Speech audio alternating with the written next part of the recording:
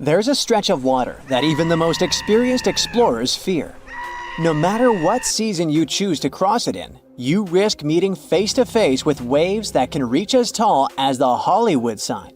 I'm talking about the Drake Passage, the waterway connecting the Pacific Ocean to the Atlantic Ocean, stretching from Cape Horn at South America's southernmost tip to Antarctica's South Shetland Islands.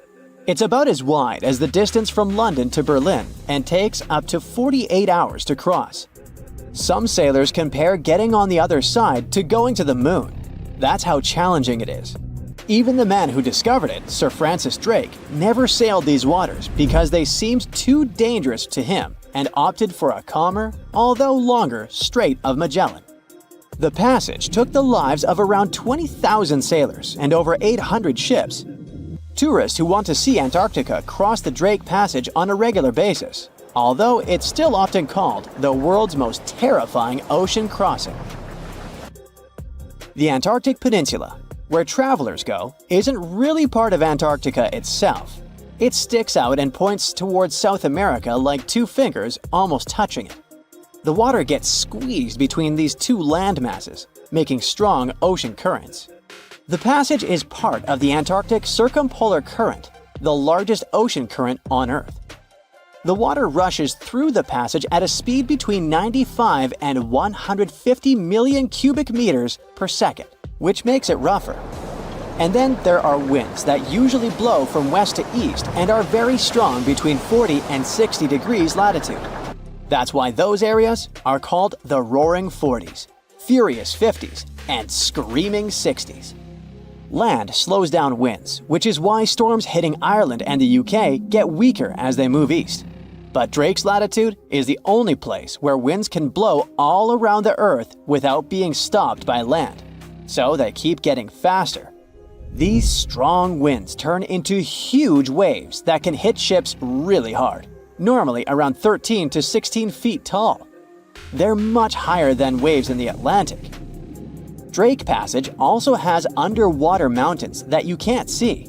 The huge current squeezes through this narrow passage and causes waves to crash against these mountains underwater. These internal waves create whirls that bring cold water up from the deep ocean. So it's not just rough on the surface, the water is wild all the way down.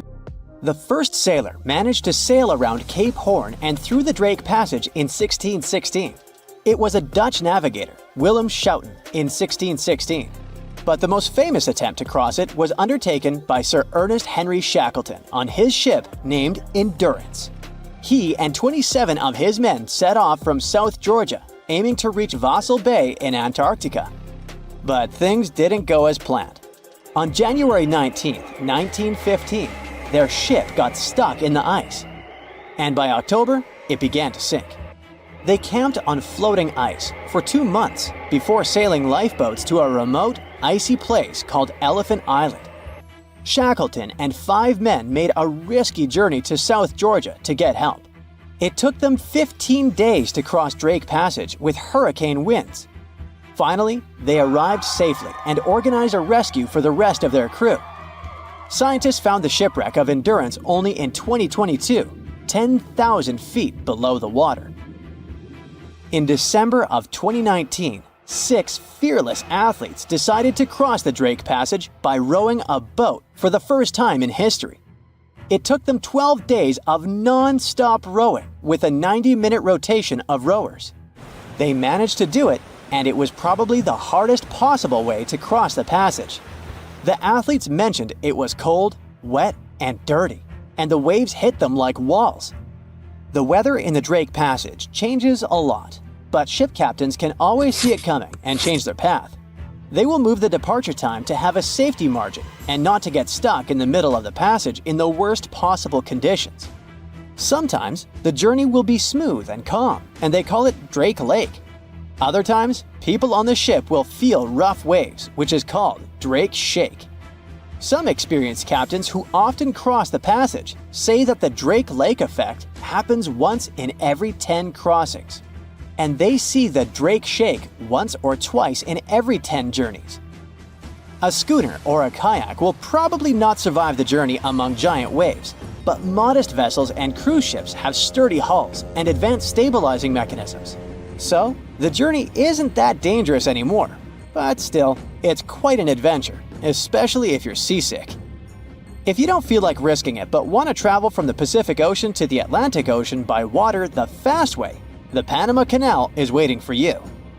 People first started thinking about making a water path across Panama in the 16th century. Back then, a Spanish explorer found out that only a thin piece of land separated the two oceans. But it seemed impossible to build it because of the mountains and thick jungle, so the idea had to wait a couple of centuries. Finally, in 1880, France, led by the man who built the Suez Canal in Egypt, tried to make the canal.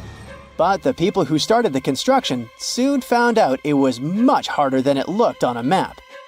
The land in Panama was one of the toughest and most dangerous places to dig a big waterway.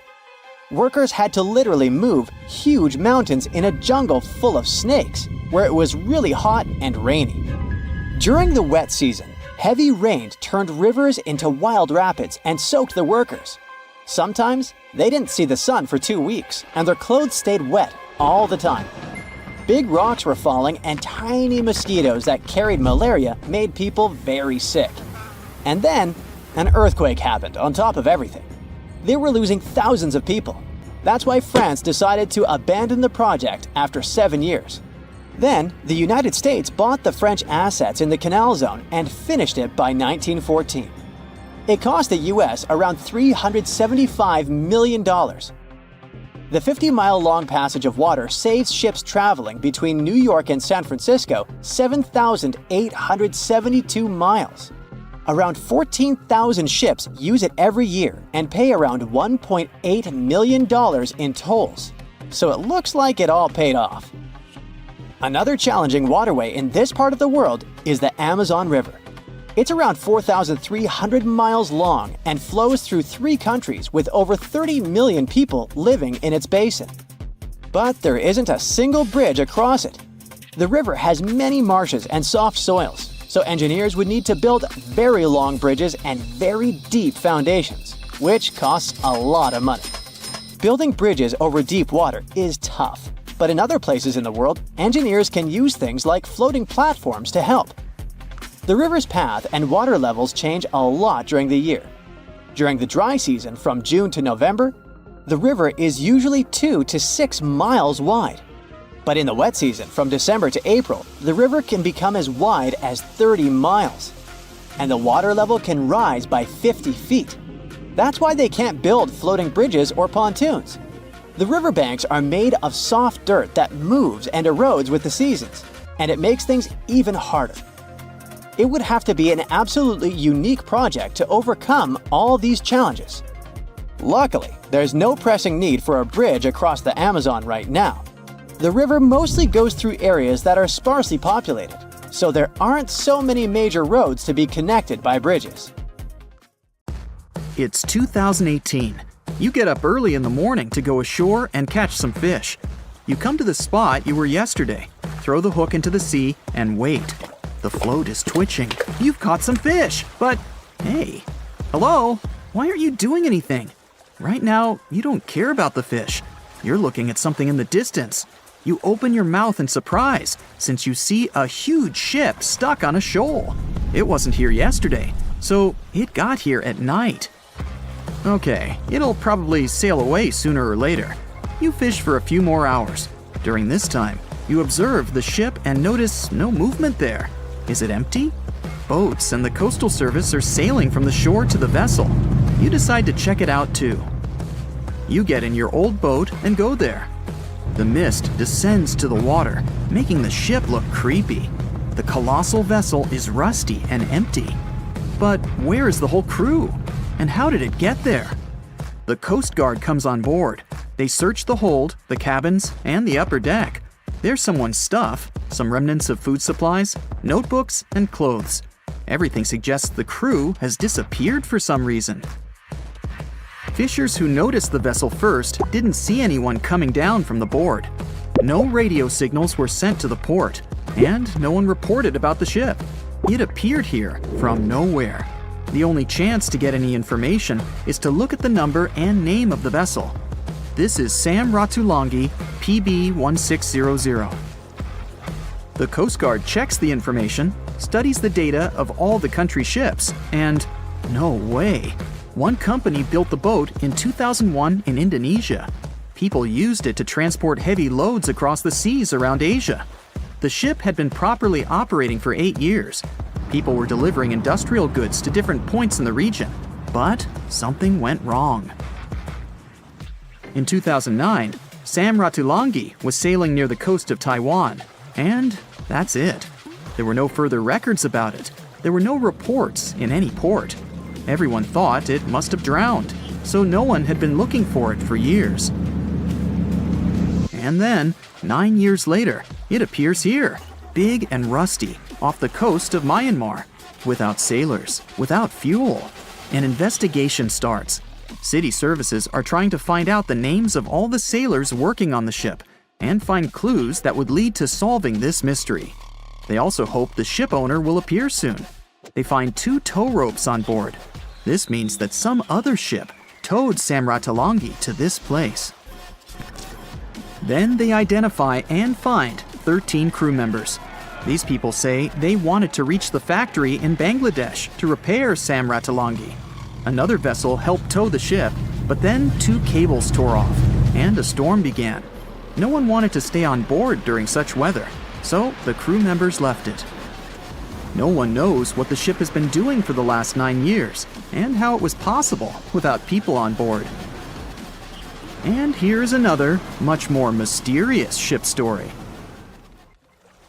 On February 16, 2020, locals found a large cargo ship stuck on a rocky shore off the coast of an Irish village. The boat looked rusty, with holes in the hull and rotten parts. People hadn't seen this vessel the day before, so it appeared there at night.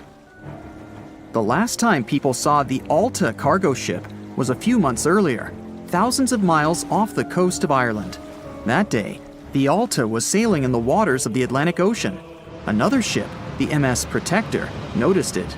MS Protector crew members tried to contact the ship, but received no response. The people on board realized that they were facing an empty vessel. And then, 5 months later, it appeared near the coast of Ireland. There are more questions than answers in this story, but we managed to find something out. In 2015, the Alta appeared and disappeared from the radar several times. Any ship has an internal tracking system, so people can track its route using satellites. But Alta crew members often disabled this system. Perhaps they were engaged in some illegal activity. Anyway, in 2017, the ship often sailed between the ports of Greek islands. Then, the tracking signal disappeared and appeared only 10 months later, off the coast of North Africa. During this time, the ship changed several flags. In September 2018, the Alta was southeast of Bermuda and headed for Haiti. Then, the crew started facing problems. First, the main engine failed right in the middle of the Atlantic Ocean. The ship began to drift. Several days passed, but the crew members weren't able to repair it. They began to run out of food and water supplies. The situation got even worse when they found out that a hurricane was approaching the place. Fortunately, they managed to contact the U.S. Coast Guard. A helicopter flew to the Alta on October 2nd to bring them some supplies. There was enough food for several days. Then, a rescue boat sailed to the ship. It evacuated all the sailors and delivered them to Puerto Rico before the hurricane. The Alta had to drift alone in the ocean. After a while, another ship approached the Alta to tow it to the shores of Guyana. But at this moment, everything went wrong. Someone stole the boat, disabled the tracking system, and sailed away in an unknown direction. After almost a year, the MS Protector found the empty Alta in the waters of the Atlantic Ocean. And then, 9 months later, the ship without a crew sailed to the shores of Ireland. How did it manage to travel across the Atlantic and get to the coast of Ireland? It's still a mystery. Maybe it was just luck. No one else saw the ship all this time. It was just covering huge distances, surviving storms. Who's the captain? What happened to the thieves? Who owns the ship now? One day, someone called the village administration and introduced themselves as the vessel owner, but that unknown person didn't provide any evidence. They found several barrels of oil on the ship, which they took away by helicopter. The Alta was rusting. Corrosion of metal could damage the environment. The vessel had no commercial value, yet it would have taken millions to get rid of it. There were 3 options for what to do: leave the ship where it was, tow it into the sea and let it sink, or disassemble it for scrap. But nature had its own plans. Storms and strong waves split the hull into 2 parts. The Alta was drifting without a crew in the waters of the Atlantic Ocean for about 2 years.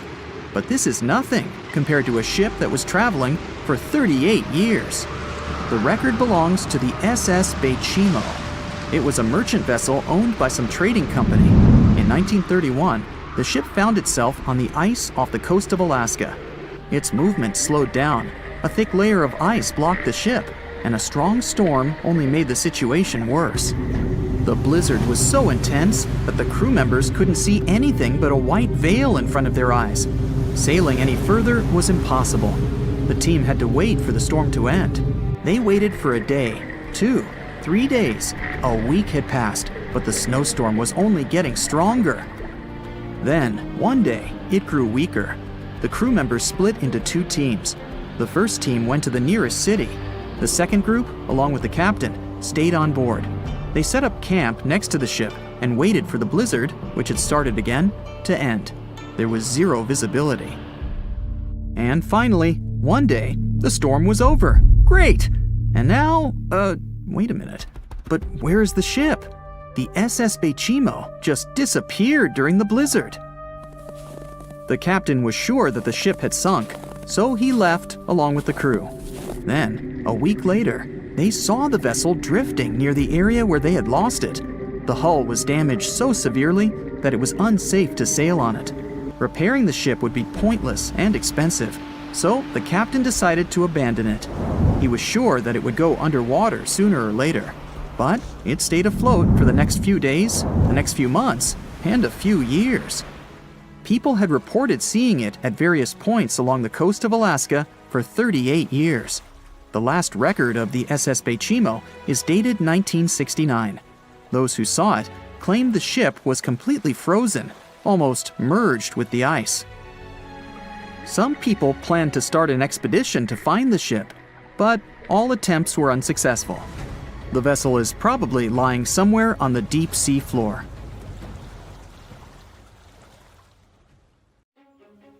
If I asked you to name the most famous shipwreck of all time, you'd go with the Titanic, right?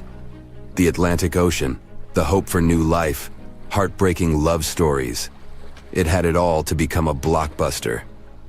But I guess you've never heard of SS Princess Alice that submerged in the sewage of the River Thames, taking between 600 and 700 lives with it. Life in 19th century Victorian London wasn't easy, especially for working class folks. Affordable public transport and bank holidays made it a bit easier. The people could escape to the coast on a train or pleasure boat, even if it was just for a day. Sheerness on the Isle of Sheppey in Kent started as a fort under Henry VIII and then grew into a bustling town with a dockyard. When they added a railway station in 1863, it became a prime destination for day trippers and holidaymakers. Seaside promenades, charming piers, and a whole bunch of fun stuff to do by the sea. It had it all. A bit inland along the River Thames, you had the Rocherville Gardens. These gardens had archery lawns, bowls, mazes, lakes, cliff walks, and even a floral bazaar. Plus, there was an aviary, a bear pit, and a skeleton of a lost whale that had taken a wrong turn in the Thames. Londoners of the late 19th century could hop on a train or cruise along the Thames by boat, and both options were pretty popular. But on the 3rd of September, 1878, way more people than usual opted for the boat. They chose it over the railroad after a passenger train had collided with goods wagons in Kent, taking the lives of 5 people. The river felt like a safer way to go. One of the ships available for the trip was the SS Princess Alice. The paddle steamer was first launched in 1865 on the west coast of Scotland. Its original name was the Bute, and it was used as a ferry for the passengers of the Wemyss Bay Railway Company. A couple of years later, it was sold and renamed after Queen Victoria's third child. Then, it was sold again and got the nickname the Shah's Boat, as it transported the Shah of Persia up the Thames to Greenwich in 1873. The ship had gone through several alterations in its lifetime. It got new boilers and watertight bulkheads. The Board of Trade had inspected it and marked it safe. In the year of its final voyage, it was officially allowed to carry up to 936 passengers between London and Gravesend in calm water. On the day of the tragedy, Princess Alice was on what was called a moonlight trip downstream from Swan Pier near London Bridge to Sheerness, Kent and back. The trip wasn't expensive, so most of the passengers were from the working class. There was also a musical band aboard to keep the spirits up. The 3rd of September was a bright day, and many families were happy they could catch some final summer sun rays and enjoy fresh sea air. The then owner of the ship, the London Steamboat Company, had several vessels working on the route. The passengers were free to hop on and off different ships. At around 6:30 p.m., after a beautiful day in the open, the SS Princess Alice headed back to Swan Pier. No one kept official lists of passengers, so we'll never know exactly how many people were on board that evening. But they say the steamer was close to its full capacity. As it got darker and cooler, many families decided to stay inside the saloon or in their cabins below. Some stories from the steamer sound like fate. The captain of Princess Alice let his steerer stay at Gravesend and replaced him with one of the passengers. John Ayres was a sailor but had little experience at the Thames or with a vessel like Princess Alice. Alfred Thomas Merriman, a chef from East London, had been offered to work on the steamer at the last moment. He was 30 years old and a father of 4, so he couldn't say no to extra money. At around 7:40 p.m., he was standing on the deck by the saloon door. By that time, Princess Alice had passed Tripcock Point and entered Galleon's Reach. The passengers could see the North Woolwich Pier in the distance. Many of them planned to disembark at that stop. And that's when Merriman noticed a huge ship carrying coal. It was Bywell Castle. This vessel normally carried coal to Africa, but it had just been repainted at a dry dock. Bywell Castle was going to Newcastle to pick up some coal and transport it to Alexandria, Egypt. The ship's captain, Harrison, wasn't too familiar with these waters, so he called in Christopher Dix, a seasoned Thames River pilot, to lend a hand, even though he didn't have to. The ship had a fancy raised forward part below the deck, and Dix couldn't quite see what was in front of him. So, they had a sailor on lookout duty. As they set sail from Millwall at the speed of 5 knots, 5.7 miles per hour, they tried to stick to the middle of the river, but other boats had other plans. When they were approaching Galleon's Reach, Dix spotted Princess Alice's red port light, headed their way, but planning to pass on the right side. At the same time, Grinstead, the captain of Princess Alice, was going against the river's flow, trying to find the smooth waters on the south side. He adjusted his course, steering into Bywell Castle's path. Both crews realized they were headed for a collision. Dix tried to steer clear and even ordered reverse full speed on the engines, but it was too late. The Bywell Castle collided head-on with the Princess Alice, which was much smaller, weighing less than a third of the 890-ton coal-carrying collier. It sliced the passenger steamer in two. As Merriman remembered later, laughter on board immediately changed into screaming and panic. Some people rushed to the bridge for safety.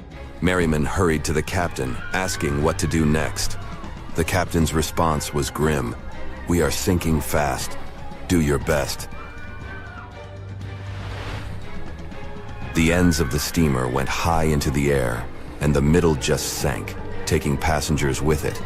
Those unfortunate ones who were below deck were tragically trapped. The impact caused tons of untreated sewage to gush from outlets near the collision site. The water became a frothy mess of unprocessed waste with a horrible odor. It was potent enough to make even the most resilient sailors retch. Amid the chaos, passengers struggled for life in the contaminated water. They inhaled lungfuls of hazardous waste without knowing. The crew aboard the Bywell Castle sprang into action. They dropped ropes from their deck, urging Princess Alice's passengers to climb aboard. Anything that could float, from planks to barrels, was tossed into the water to serve as flotation devices for those in need. Other members of their team launched a lifeboat, saving 14 people. Nearby boats, moored along the riverbanks, joined the mission, plucking survivors from the water. Many of Princess Alice's passengers didn't know how to swim, and it was even trickier for ladies wearing long, heavy dresses. Merriman was among the lucky ones who could swim. He first held on to a piece of wreckage, and then, when others got to it, swam away and caught onto a rope hanging over the side of the Bywell Castle. They managed to save around 130 people this way. Another survivor was Robert Haynes, who played in the Princess Alice band. He was fond of ships and had noticed the Bywell Castle a couple of minutes before the collision. He chose not to follow the rest of the band, who went downstairs for a break, and that saved his life. Princess Alice's sister ship, Duke of Teck, arrived 10 minutes too late to assist with the rescue efforts. Only 2 people who had been below deck or in the saloon managed to survive the collision. We still don't know the total count of lives taken on that day, but it's somewhere between 650 and 700. And what makes this story even more tragic is that it has been mostly forgotten.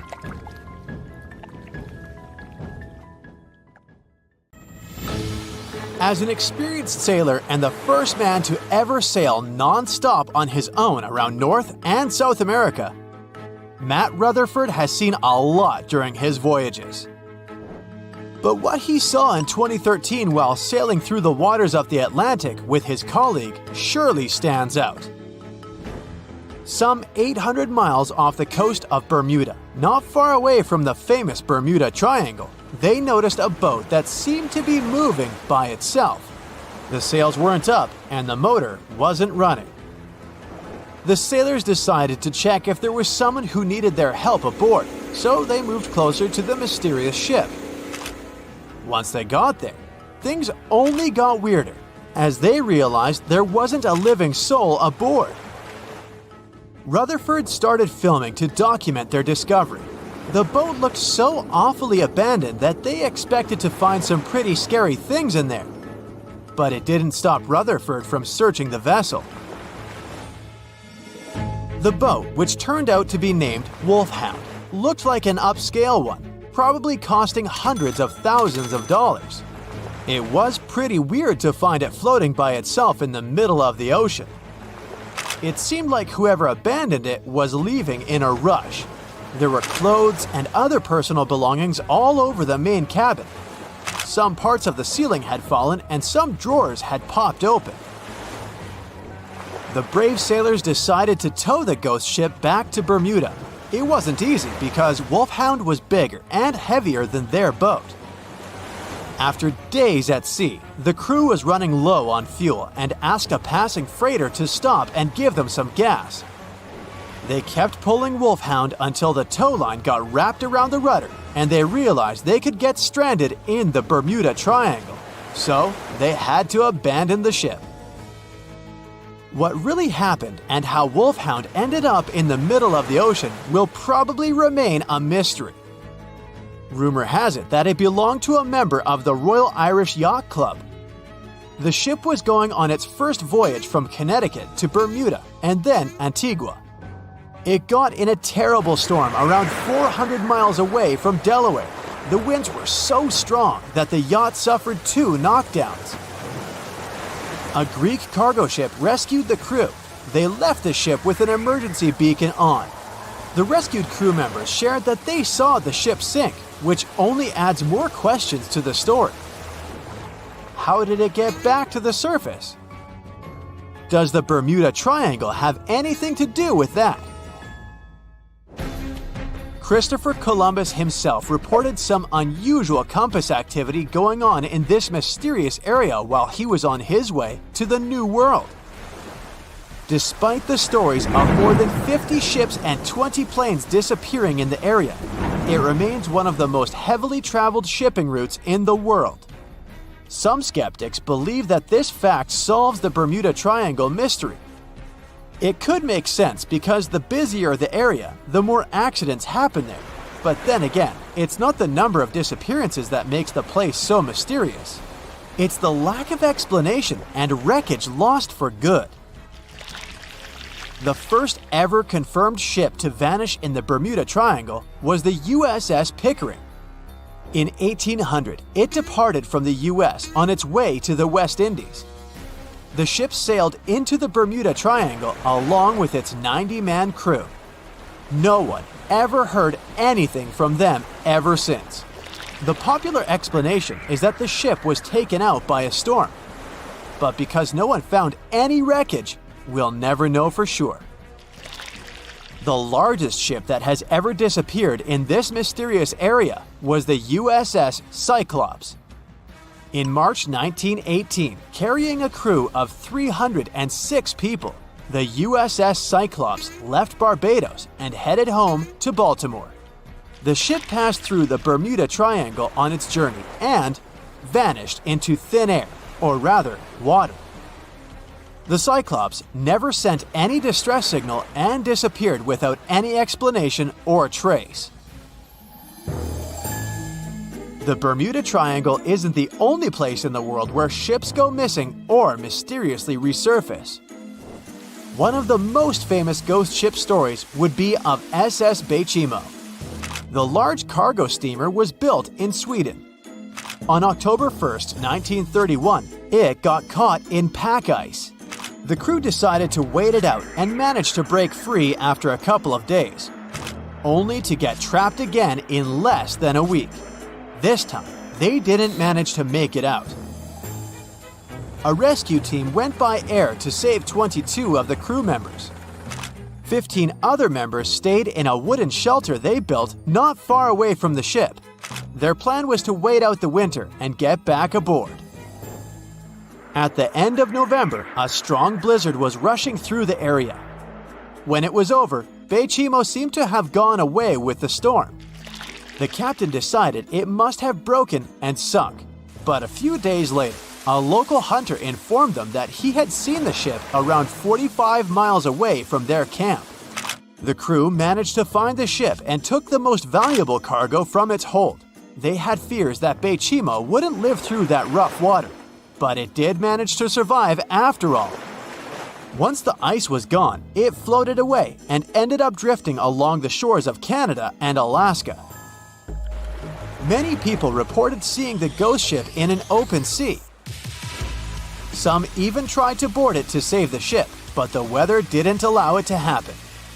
The last time someone saw SS Baychimo was in 1969, 38 years after its crew had left it. It could still be drifting somewhere in the ocean. The story of MV Hoita happened in the South Pacific. The ship was originally a wooden luxury yacht. After serving for 20 years to various owners, it became a merchant ship. In 1959, it set on a trading voyage that was supposed to last around 2 days. When it didn't reach its destination on time, no one was worried at first as things happen in the open waters. After another day, and no distress signals from the Hoita, it was obvious that something serious was going on with it. There were 25 people aboard, and their families wanted to find them. A search and rescue crew worked for 6 days looking for the ship, or at least its wreckage, in an area of nearly 100,000 square miles. That's 1.5 times as big as Florida. Sadly, the mission had come back with no results. It seemed like Hoita had disappeared without a trace. A month later, another merchant ship noticed Hoita drifting in the ocean, miles and miles away from its original route, and none of the crew members or passengers were on board. The cargo had also disappeared. the lifeboats were also gone, so the people must have escaped the ship hoping to save themselves. It turned out that the crew had been trying to get help as they tuned the radio to the International Distress Channel. But the damaged cable didn't let them send the signal any further than 2 miles. It also looked like when they were leaving the ship, the crew took the logbook with them, and we still don't know what exactly happened to Hoyita. Family members of those who were on board are still looking for answers. One professor claims it must have been a corroded pipe that leaked and flooded the vessel, but we'll most likely never know for sure. In the Pacific Ocean, near Japan, there is an area nicknamed the Devil's Sea. It's believed to be one of the 12 vile vortices around the Earth. Some people claim that vile vortices have weird things going on in them because the pull of the planet's electromagnetic waves is stronger there than anywhere else. The most famous ship that disappeared in the area was a fishery patrol vessel in 1952. The ship went there to investigate the vessels that went missing previously and disappeared along with 31 crew members. Scientists who don't believe it was a mysterious disappearance blame the underwater volcano eruption for what happened.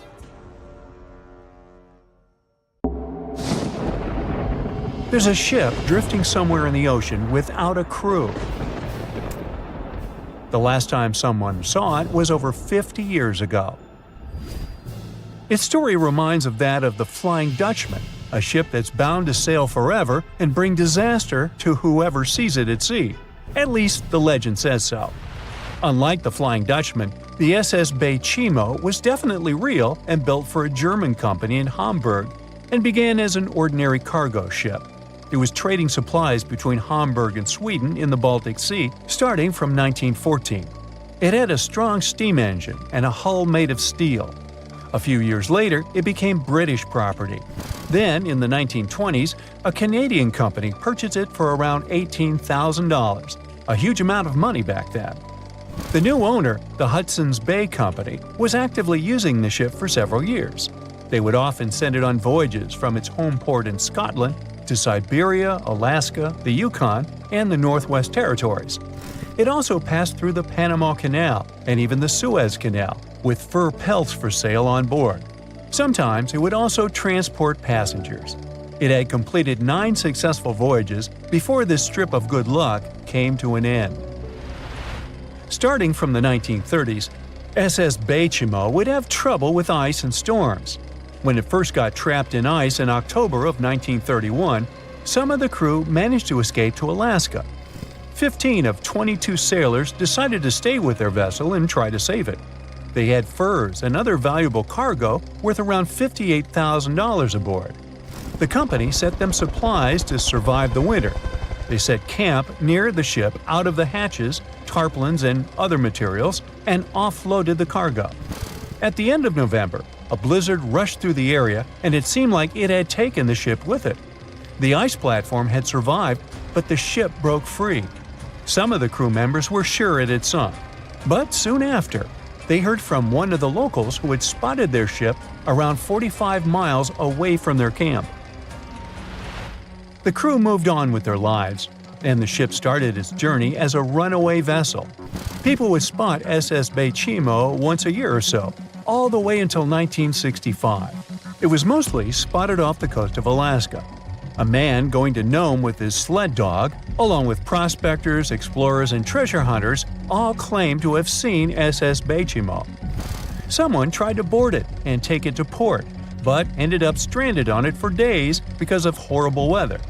Others got luckier and managed to take a whaleboat, some furniture, and other valuables from the vessel.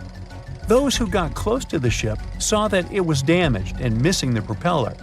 Still, it stayed afloat without a crew for at least 38 years and became the longest sailing ghost ship in history.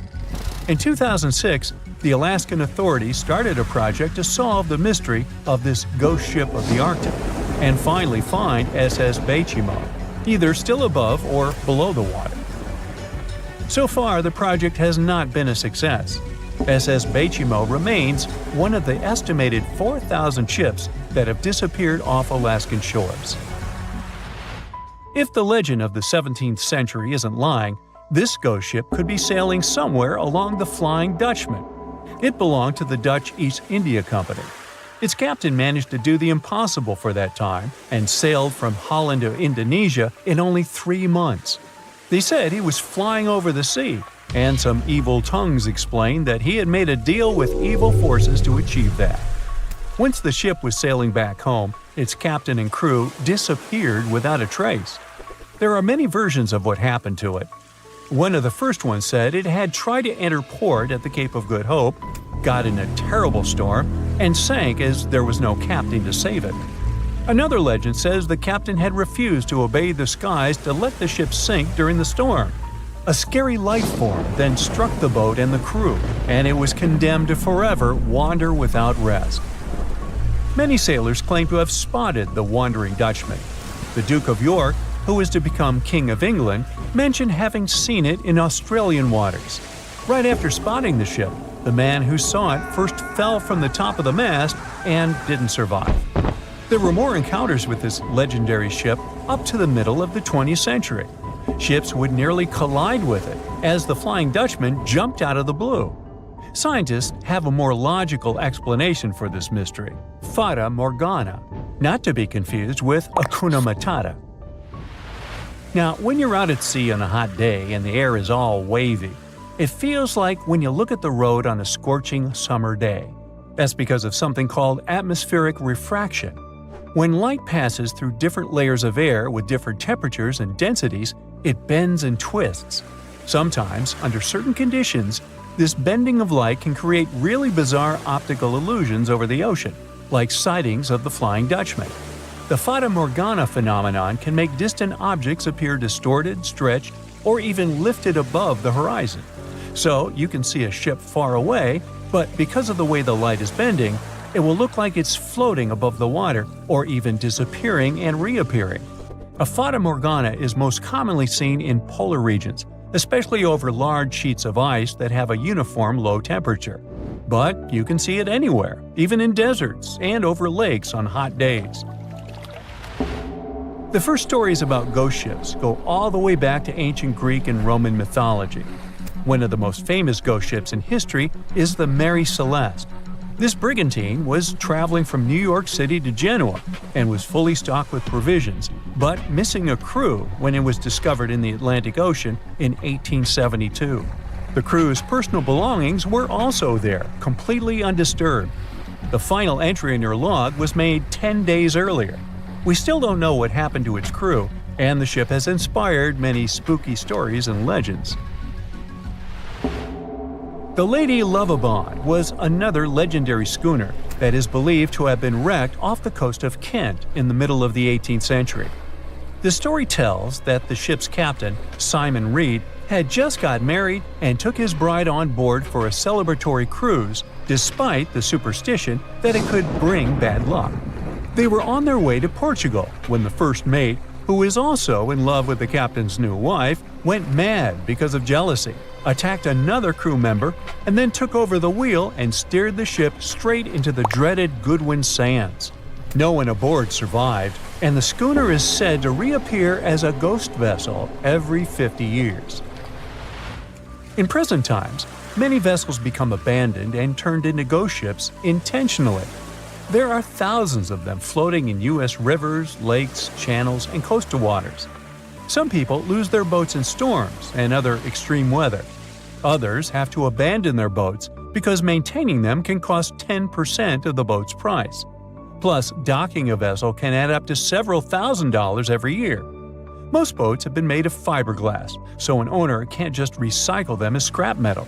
So, once they want to get rid of it, they often tie it to a dock and sneak away, or leave it floating far away from the shore, or just try to sink it.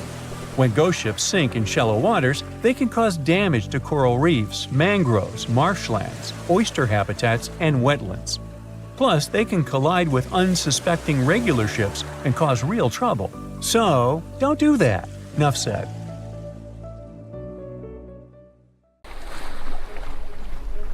The lookout shouts, "Iceberg right ahead!" The Titanic strikes the ice. Water starts flooding in. Third-class passengers are locked up. there aren't enough lifeboats for everyone. Panic sets in. Violins are playing, the ship sinks. Well, we all know the story of the movie Titanic like the back of our hand by now. But what if I told you that Hollywood lied to us? To tell the real story of what happened that freezing night in 1912, we need to rewind a bit. The lookout shouts, "Iceberg right ahead!" Yep, that part was true. Just before 11:40 at night, Frederick Fleet noticed something darker than the sea directly ahead. As the ship got closer, he realized it was an iceberg. The engines were quickly reversed and the ship turned sharply. Instead of hitting it head-on, Titanic scraped along the side of the berg, sprinkling ice on the forward deck. If you remember, in the movie, Jack and Rose are having a romantic moment when they feel the ship shudder after hitting the iceberg. Everything shakes as if they were in the middle of a light earthquake. Some real-life passengers reported feeling something similar after the impact, but according to Titanic survivor Frank Prentice, it wasn't exactly like that. He said there was no impact as such, and it all felt more like slamming on your car brakes. The ship stopped, and that was that. Some people even slept right through the collision, confirming that there wasn't such an abrupt impact. Mr. Prentice, curious about what had happened, left his cabin and went out to the deck. When he got there, all he could see was a little ice on the surface, not the towering iceberg that Jack and Rose saw. But as we all know by now, the real damage happened below the waterline, where the iceberg had a jagged spur that slashed a 300-foot gash in Titanic's hull. Once the crew realized how severe the damage was, they immediately began sending distress calls to nearby ships, asking for help. At some point in the movie, the radio operator goes to the captain and says there is only one ship nearby, the RMS Carpathia, which later ends up rescuing many passengers. But in real life, there were more ships around. It's believed that the SS Californian was only about 23 miles away. This ship might have actually seen the Titanic sinking, or at the very least, seen its rockets exploding high in the sky. Yet, for reasons we will never fully understand, they didn't try to help. Let's get back to the story. Now, people need to get off the ship. At 12:45, lifeboat number 7 was the first to be lowered. Just like in the movie, women and children were told to go first. But in reality, some women were hesitant and even refused to get into the lifeboats. Mr. Prentice said this happened mainly for 2 reasons.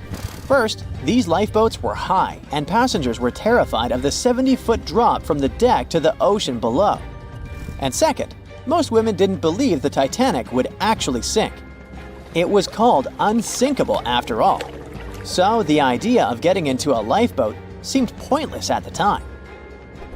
This mindset probably explains why Eloise Smith, a first-class passenger, recalled that there was no panic or chaos at first. Other survivors backed this up, saying that no women or kids were crying. But one thing that was indeed concerning, at least for the crew, was the possibility that the lifeboats might buckle under too much weight. This is one of the theories why the first few lifeboats left carrying only a fraction of their full capacity. Like lifeboat number 7, which only carried 27 people in it, even though it could hold up to 65. In total, Titanic had 20 lifeboats, which could carry about half of the 2,200 people on board that night. But that didn't happen. And now we know the passengers had no idea there weren't enough for everyone. As women were calmly getting into the first lifeboats, musicians headed up to the deck. Their only goal was to play and keep the passengers calm. That's a pretty well-known fact. But the real story is that some survivors said they never saw or heard the band. No violinists whatsoever. It's not like Hollywood misled you though. The musicians did play for over 2 hours after the ship had hit the iceberg. So maybe these passengers were just too panicked to notice the songs, or the musicians started playing later than we think. Now, it's time to talk about the terrible treatment that third-class passengers received. The movie portrayed the crew as cruel, locking the less fortunate below deck like animals, giving them no chance to reach the lifeboats and save their lives. But the official inquiry into the disaster suggested that wasn't true. I mean, yes, fewer third-class passengers survived compared to those in first and second class, but there were other factors at play. Many third-class passengers were reluctant to leave the ship, clinging to their belongings, and had a harder time making their way up from the cabins, which were at extreme ends of the ship. Some survivors confirmed that they were not locked up. In fact, it was quite the opposite.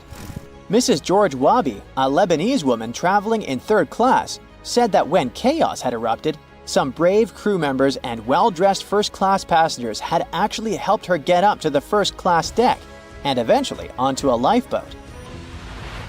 At first, the Titanic was sinking slowly, bit by bit. Passengers reported seeing the water rising and hearing pops and cracks. Then, there was a loud boom. Some said there had been just one explosion, while others described it as a series of smaller explosions, which they'd thought had been the bulkheads giving way. And there's also a group of people who said they had only heard a rumbling sound. So not everyone agreed on the sound they had heard, but one thing is a fact. By 2:18 in the morning, the lights on Titanic went out, and the ship plunged into complete darkness. As the bow continued sinking, the stern rose out of the water, putting immense pressure on the middle of the ship. This caused the Titanic to break in two. In James Cameron's movie, this moment is pretty dramatic, with the ship sinking almost straight down into the water. But in reality, the break probably happened at a much lower angle, likely just below the waterline. Even so, it tilted enough that people couldn't stay on their feet and started sliding into the water. One interesting thing is that it wasn't until the wreckage was found in 1985 that it was finally confirmed the Titanic had broken apart. Up until then, survivors had given conflicting stories. At least 8 survivors claimed they had seen the ship split. Emily Ryerson, a first-class passenger, described it as if the Titanic had been sliced in half with a knife. But there was also a small number of witnesses that insisted Titanic had gone down intact. At the time, this theory was more accepted because most people still didn't believe that the supposedly indestructible ship could break in half. So why the conflicting reports? Okay, so what you don't see in the movies, for obvious reasons, is how incredibly dark it was when the tragedy happened. It was like being in a room with no light, where you can only make out shapes and shadows. That's what it was like on the lifeboats. This means passengers couldn't really see what was happening, and most of those who were close to the ship either lost their lives or were too focused on trying to survive to pay attention to the details of the wreck.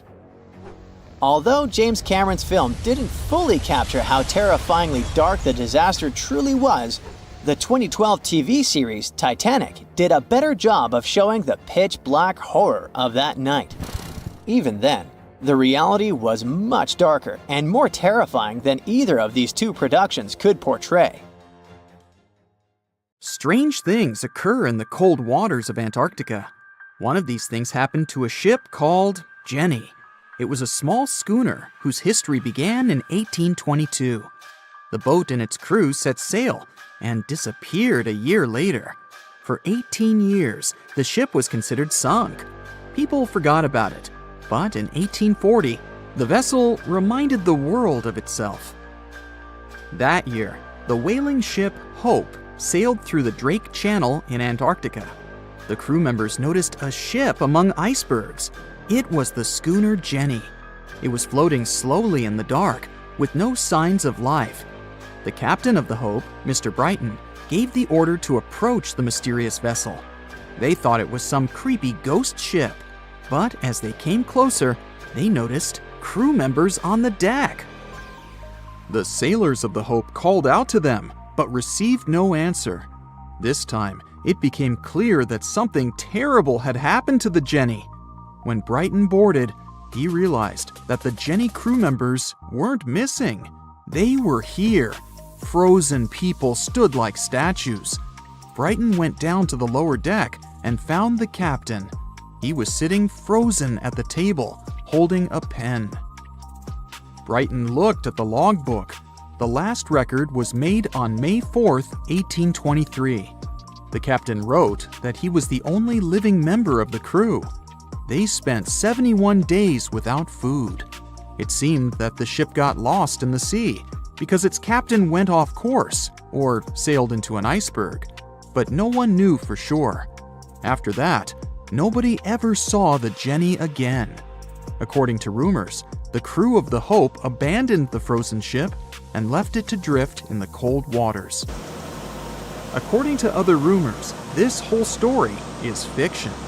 The story of the Jenny was described in a German magazine in the middle of the 19th century. Still, there was no further evidence of the ship's existence. Already in our time, Cambridge University decided to explore the case of the Jenny. The researchers discovered that one of the crew members of the Hope, who didn't disclose his name, told someone the legend of the frozen ship. Someone shared the story with another guy, and it was published in a German magazine called Globus. And that's all. There was no other evidence. One of the most famous ghost ships was the Mary Celeste, and there's no doubt about its existence. The history of this vessel was documented in court.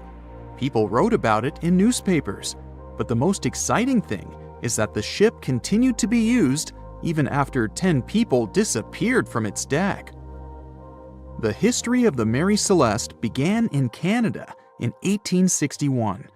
When it was first built, the ship was called the Amazon. It changed captains several times, and it also hit some rocks.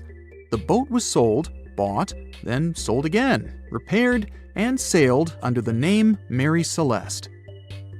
In 1872, it had a new captain, Benjamin Briggs. He was a decent, brave man with a lot of experience in navigation. He had a beloved wife, a daughter, and a son. When he went on his last voyage, he took his wife and daughter with him, and his son stayed in America. In November of 1872, the Mary Celeste sailed from the port in New York with 10 people on board and disappeared. 8 days later, another ship, the Dei Gratia, also left New York and followed the same route. Dei Gratia's captain, David Morehouse, noticed the Mary Celeste and immediately realized something was wrong. The ship was moving too freely, as if no one was controlling it. The captain tried to contact the crew members, but no one answered him. Then, together with other sailors, he climbed aboard the Mary Celeste. The ship was in good condition. There was no damage. The hold was slightly filled with water, but it could be easily pumped out. Everything seemed fine, but one lifeboat was missing. The crew members' valuables were in their cabins. The cargo was in the hold. The supplies of water and food were untouched. Judging by the records in the logbook, the ship was caught in a storm, but it was not too strong. Other ships also sailed through this storm, but nothing bad happened to them. The last record was dated November 25th, and it claimed that everything was fine. The sails of the Mary Celeste were slightly damaged, but perhaps it happened after the crew had disappeared. The whole ship was in excellent condition, but what made the people leave it? Part of the crew of the Dei Gratia stayed on board the Mary Celeste to bring it to dry land. Everything went well. They delivered the ship to the closest port. Next, the captain of the Dei Gratia appeared before the court and told about what had happened. However, the prosecutor and the judge didn't want to believe in the story of the Mary Celeste. They were sure the captain got rid of the ship's crew to get money for its cargo. According to the maritime laws of that time, if you found a ghost ship with valuable cargo, then a substantial part of this cargo belonged to you. So, many people thought that David Morehouse decided to earn some money. This version seemed to be more valid than the one about the mysterious disappearance of 10 people. Fortunately, no one accused the captain of committing a crime. They thanked him for his service and gave him a monetary reward. However, his reputation was damaged, which greatly affected his career, as many believed he attacked the crew of the Mary Celeste. But even after this terrible case, trial, and investigation, the story was not over. The Mary Celeste was still an expensive and efficient vessel. It sailed several times, but then one captain crashed it into the reefs to get insurance. The court revealed this deception and accused the captain of intentional property damage. The story of the Mary Celeste became famous all over the world. People began to build their theories, realistic and not. Someone believed the ship had sailed through the Bermuda Triangle, but this version was quickly refuted, as the route of the Mary Celeste passed thousands of miles away from the Bermuda region. Did the Kraken or another giant monster attack the ship? Nope. Since the boat was found in almost perfect condition, there were no signs of a struggle. One of the most popular versions was that the crew of the Mary Celeste stole some valuable cargo and sailed to Spain on the rescue boat. However, those who knew Captain Benjamin Briggs said he was a good, honest man. Besides, he had a son in New York, and Briggs would never leave him. A more thorough investigation revealed that a series of accidental circumstances could have caused the disappearance of the ship's crew. Before its last voyage, the vessel delivered coal. Perhaps the pump intended for pumping water got clogged with coal after that. And when the ship got into a storm, the hold filled with water and the pump broke. The captain couldn't understand the amount of water because numerous barrels in the cargo hold blocked the view.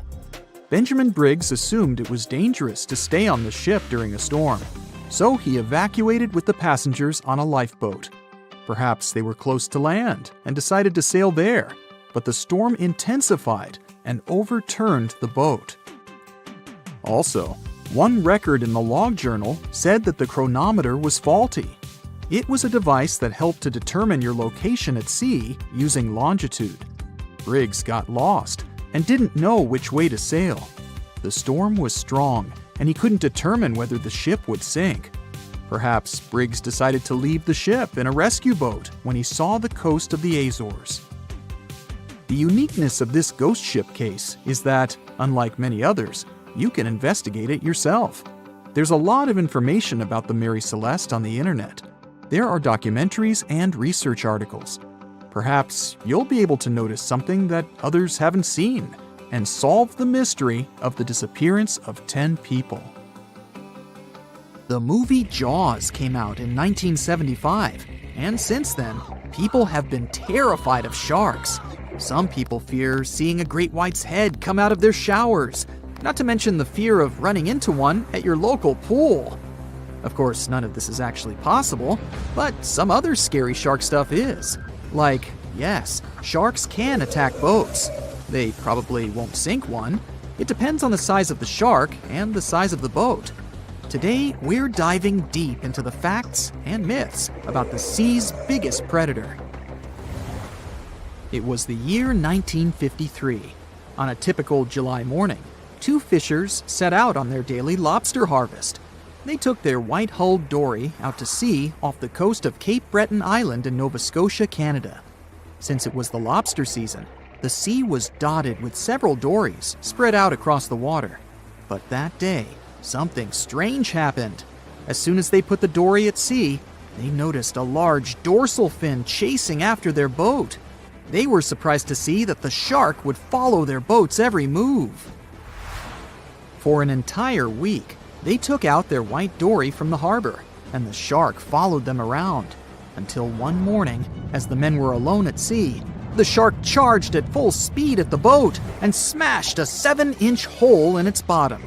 The boat turned over, and both men fell into the water. The shark didn't come after the men, though.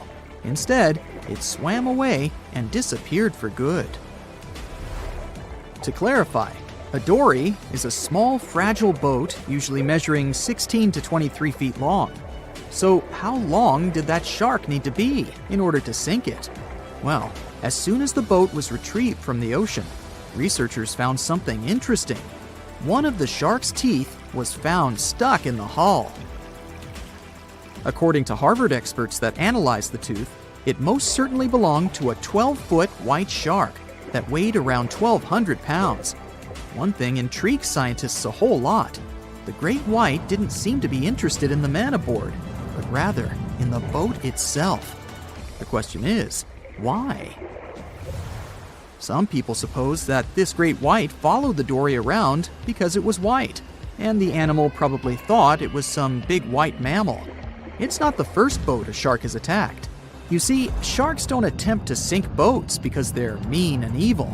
Rather, it's due to murky waters and hard materials that make them mistake inanimate objects for their usual lunch menu. But that's not what we've learned from popular culture. In Jaws, the protagonist shark managed to poke several holes in the orca as it rammed the boat. The orca was a Nova Scotia-style fishing boat, made out of wood planks. It wasn't a huge boat, so it seemed plausible that a great white could ram it. But, according to Mythbusters, that's very far from the truth. A great white swimming at its maximum speed wouldn't be able to take down a medium-sized fishing vessel. The same goes for bigger boats. Some bull sharks or great whites can turn over smaller vessels though, like kayaks or small boats. If this happens, it's most likely because they think it's a sea mammal and nudge it before taking the first bite. No scientist can say for sure why they do this, only that it's usually a misunderstanding on behalf of the animal.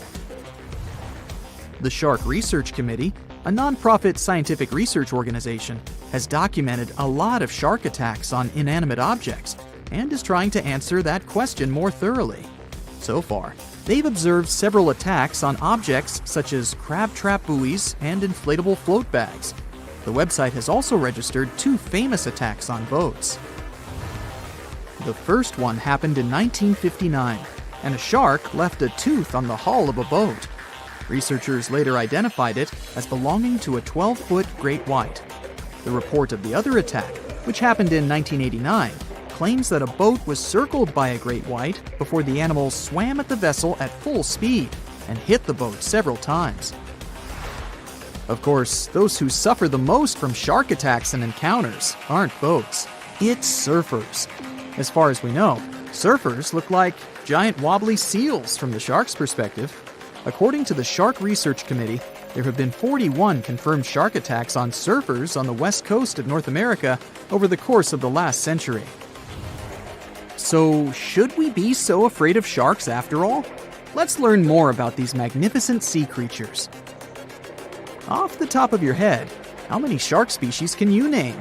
4, 8, 10? Well, there are over 500 species of sharks swimming in the ocean.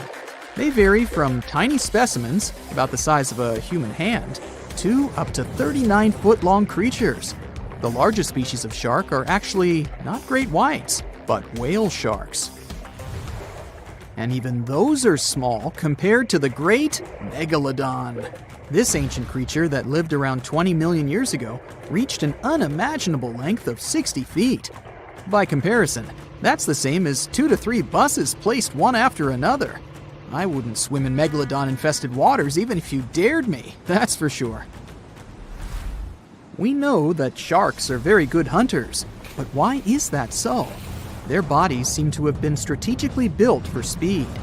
Instead of having a bone skeleton, like us humans, sharks have a cartilage skeleton, which makes them much lighter and also super fast swimmers. Each species of shark hunts depending on its nutritional needs. So, shark species that grow to an average of 3 feet have a diet based on fish.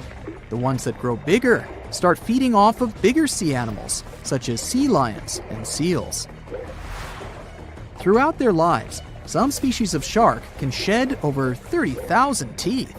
Unlike humans, who are born with a set number of teeth in their jaws, sharks have an apparently limitless supply. In their defense, they do lose teeth pretty easily, as they can easily get stuck in their prey, for example. They also have multiple rows of teeth. The jaws of a great white can contain up to 7 rows of teeth, and can grow to be more than 6 inches long. And since we're speaking of great whites, the most feared shark species roaming the oceans, this is Ray. Ray is an adult white shark. He can swim up to 50 miles a day, so he needs a lot of fat in order to keep his body functioning. Funny thing about Ray, When he opens his jaws to hunt, his eyes roll back together with his head, so his sight is hindered when he's taking a bite. Now, he does like it when the water is murky and underwater visibility is low. That's because it makes it harder for his prey to spot him coming. These conditions can make it easier for him to grab that yummy seal. But this can also make it easy for him to mistake a random boat for lunch and end up scaring some humans. Some Hollywood movies love to portray sharks as having superpowers. Although they're not innately cruel, one species of shark does have something that can be considered bizarre. Hammerhead sharks, one of the most dangerous species of sharks, have a sort of sixth sense. Inside their heads, they have electroreceptor organs called ampullae of Lorenzini. These organs allow sharks to detect the electromagnetic fields of all living things in the ocean. This ups their hunting abilities to another level. They can even find prey hidden in the sand because they sense its electromagnetic field. You should know one thing. If a shark lives in a balanced ecosystem, it won't feel the need to attack unknown things. These animals are curious, though, so maybe we should cut them some slack when they bite a piece off a random boat. Thick fog is rising over the ocean as the sun is slowly sinking towards the horizon. It's hard to see further away than a few dozen feet, but that's enough to notice a hulking, skeletal shape in the distance. As your ship approaches the figure, your heart beats faster, and then you make out the details of another vessel, abandoned by the looks of it. Ghost ships do exist, and their mysteries aren't always solved. Take MV Joyita, for example. It was a wooden vessel built in 1931 as a luxury yacht. It had served well to various people over 20 years before it was bought by a Samoan sailor and became a merchant ship. In 1955, though, Joyita's service came to an abrupt and mysterious end. On October 3rd, it set sail for another trading voyage that should have taken no more than 48 hours. Delays happen in the sea, so when Joyita didn't arrive on October 5th as scheduled, there was little worry yet. But then it failed to come on the following day too. There was no distress signal or any other sign of Joyita's presence anywhere between its departure and arrival points. A search and rescue party was dispatched to find the ship, and for 6 days, they were scouting the area of nearly 100,000 square miles. On October 12th, the mission returned to the base empty-handed. Joyita vanished without a trace. It was only a month later that another merchant ship, Tuvalu, noticed the missing vessel far away from its route, drifting in the open sea and listing heavily. The sailors boarded the ship and found that all of its crew and passengers, 25 people total, were missing, along with all the cargo the vessel had been carrying. The radio was tuned to the International Distress Channel, meaning that the crew had been trying to ask for help, but they couldn't reach anyone because the radio cable had been damaged, limiting the range to 2 miles. The lifeboats were missing as well, indicating that people on board must have left the ship. Unfortunately, they seemed to have taken the logbook with them, leaving the rescue team clueless as to what had happened. Even today, the mystery of MV Joyita hasn't been solved yet. No one knows where the crew and passengers had gone and what had caused them to leave. SV Carol A. Deering wasn't a ghost ship in the usual sense of the word. There are no sightings of it in the open sea. Instead, it was found on the shore, but the circumstances of it running aground are a puzzle shrouded in mystery. Carol A. Deering was built in 1919 in Maine, and it was a large vessel made for commercial voyages. Unfortunately, despite its large cost of construction, it had only served for a year before its last trip. July 19, 1920. The ship was traveling from Puerto Rico to Rio de Janeiro via Newport News to deliver a cargo of coal. It was almost halfway to the final destination when the captain fell seriously ill, and the crew turned back to drop him and his son off and replace the captain. The voyage went without incident, but when it came to Barbados in December to resupply, there were strange moods among the crew. The first mate didn't seem to be happy with the new captain. No one paid much attention to it back then. when they probably should have. The last sighting of Carol A. Deering at sea was on January 28, 1921, when a lightship noticed it off the coast of North Carolina. There was some commotion on the quarterdeck of the ship, where the crew were normally not allowed.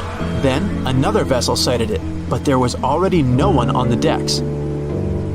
On January 31st, the merchant ship was found hard aground in the Diamond Shoals, a site notorious for numerous shipwrecks that had been occupying there for centuries.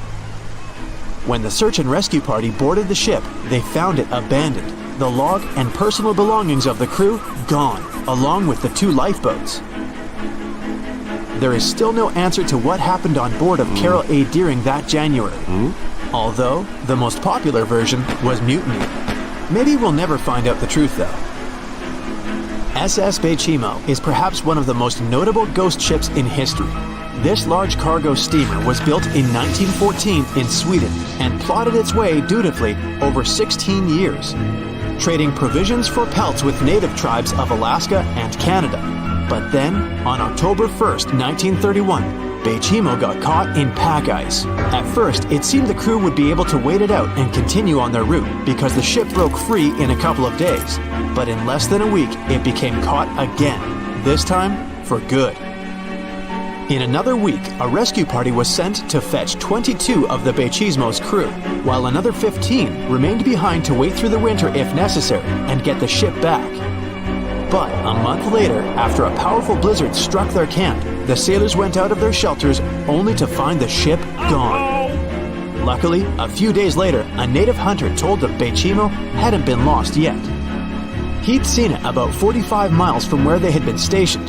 They managed to track it down, but decided the ship wouldn't survive the winter. So they took the most valuable cargo from its hold and abandoned it. They were wrong though. SS Baychimo did survive that winter, and many more that followed.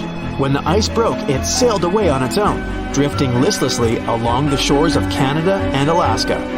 There were numerous sightings of the ghost ship, sometimes adrift in the open sea, and at other times stuck in the pack ice again. People attempted to board and salvage it, but weather conditions or lack of equipment always prevented them. SS Baychimo was last sighted by native Alaskans in 1969, 38 years after its abandonment. What became of it later remains unknown. The story of SS Ourang Medan is one of the most puzzling and harrowing ghost ship stories of the 20th century. No one even knows for sure if the ship even existed in the first place. It wasn't recorded in Lloyd's Shipping, the International Register of Ships, which makes it either a tall tale or a vessel that avoided being officially recognized for some shady reasons. In any case, the accounts as to what happened to the Medan vary. According to most reports, it was carrying some unknown cargo in the Indonesian waters when a distress call was received by another ship in the vicinity. The officer on duty heard an SOS message, but its contents are different depending on the accounts. The message did not repeat, and the crew of Medan didn't answer to any attempts to contact it back. The ship that received the distress call hurried to the rescue, but they only reached the vessel the following day, when it was already drifting and slightly listing. When the rescuers boarded the ship, they found that none of the crew had survived. However, one lifeboat was missing, which implied that there was at least one crew member who managed to escape. What happened to the rest of the people on board remains a mystery to this day. Still, there are no hard facts about this story, so we might never find out whether SS Ourang Medan was actually a ship and not a thing of fiction. SV Zabrina was a 3-mast sailing barge built in 1873 for river trade ships in South America. She served for well over 4 decades, proving to be a sturdy and reliable ship. It was later transferred to Europe, where it continued serving its purpose well. But then, in October 1917, Zabrina set sail on a regular voyage only to be found ashore several days later. Mysteriously, although the ship was perfectly intact, the entire crew of 5 and the captain were gone. There is no direct evidence or hard facts as to what really happened that day. The most convincing theory is that the crew were washed away from the deck because of an underwater explosion. And then the ship sailed ahead without them, But the truth, as always, remains unknown. They said it was the most technologically advanced ship. They said it was unsinkable. And when it sank, they made a movie about it. These were the main reasons why the Titanic disaster became world famous. But unfortunately, this is not the only large-scale shipwreck. And sadly, there have been cases much worse than the tragedy of the Titanic. One of them occurred on April 27, 1865. The Sultana steamboat carried passengers and cargo daily between St. Louis and New Orleans. It was a pretty large wooden boat with 3 decks and was 260 feet long and 70 feet wide, almost twice the size of a basketball court. The ship could carry about 350 passengers, but on that unfortunate day, more than 2,000 people were on it. On April 23rd, she was making a routine voyage from New Orleans when it broke down. Something was wrong with the boiler, so the vessel docked in Vicksburg for repairs. At the port, the ship's captain, James Cass Mason, found out about an excellent opportunity to earn a lot of money. All he needed to do was to transfer a large group of former prisoners to the north. The captain agreed to do it, but the problem was that the boiler required a lot of time to repair. Mason was afraid that his competitors would take the job, so he decided to sail despite the malfunction the ship had. He patched up the holes in the boiler instead of a big repair and invited all the ex-prisoners on board. So, there was a broken boiler, an excess number of passengers, a lack of lifeboats, and not the best river conditions. Also, the captain refused to send the ex-prisoners to the hold, so they were all with ordinary passengers. There were strong chances for a shipwreck, but the greedy desire to earn more money was stronger. The Sultana went on a voyage and sailed up the river for 2 days. At this time, one of the biggest Mississippi floods in history began. The river overflowed its shores because of the flood, with the water level rising several feet. All the trees on the shore disappeared, and only the tops were sticking out of the water. The ship sailed opposite this powerful current, making the boiler work too hard. On the evening of April 26th, the Sultana arrived in Memphis, Tennessee, and they loaded even more, 120 tons of sugar and 200 passengers. She got incredibly heavy. Around midnight, the ship continued its dangerous journey. The captain sailed to barges to load a shipment of coal. At 1 a.m., the vessel left the barge. At 2 a.m., the broken boiler, unable to withstand the load, suddenly exploded. The Sultana was just 7 miles north of Memphis. Few people survived that day. The problem was that passengers trying to escape from the fire jumped into a cold river with a strong current. The Sultana disaster is considered the most tragic shipwreck in the history of the United States. The exact number of those who didn't survive is still unknown. According to various sources, this number was from 961 to 1,800 people. Don't be surprised that almost no one knows this story. There were many more survivors in the Titanic tragedy, and everybody heard about it. But the Sultana sank during one high-profile event. 12 days before the shipwreck, the country lost Abraham Lincoln. People hadn't yet recovered from this news, so no one paid much attention to the tragedy of the Sultana. Many catastrophes happened quite recently by historical standards. One of them occurred in 2002. The ferry Joola was a Senegalese vessel. The ferry sailed twice a week, mainly along the coast of Dakar, carrying passengers who traded mango and palm oil.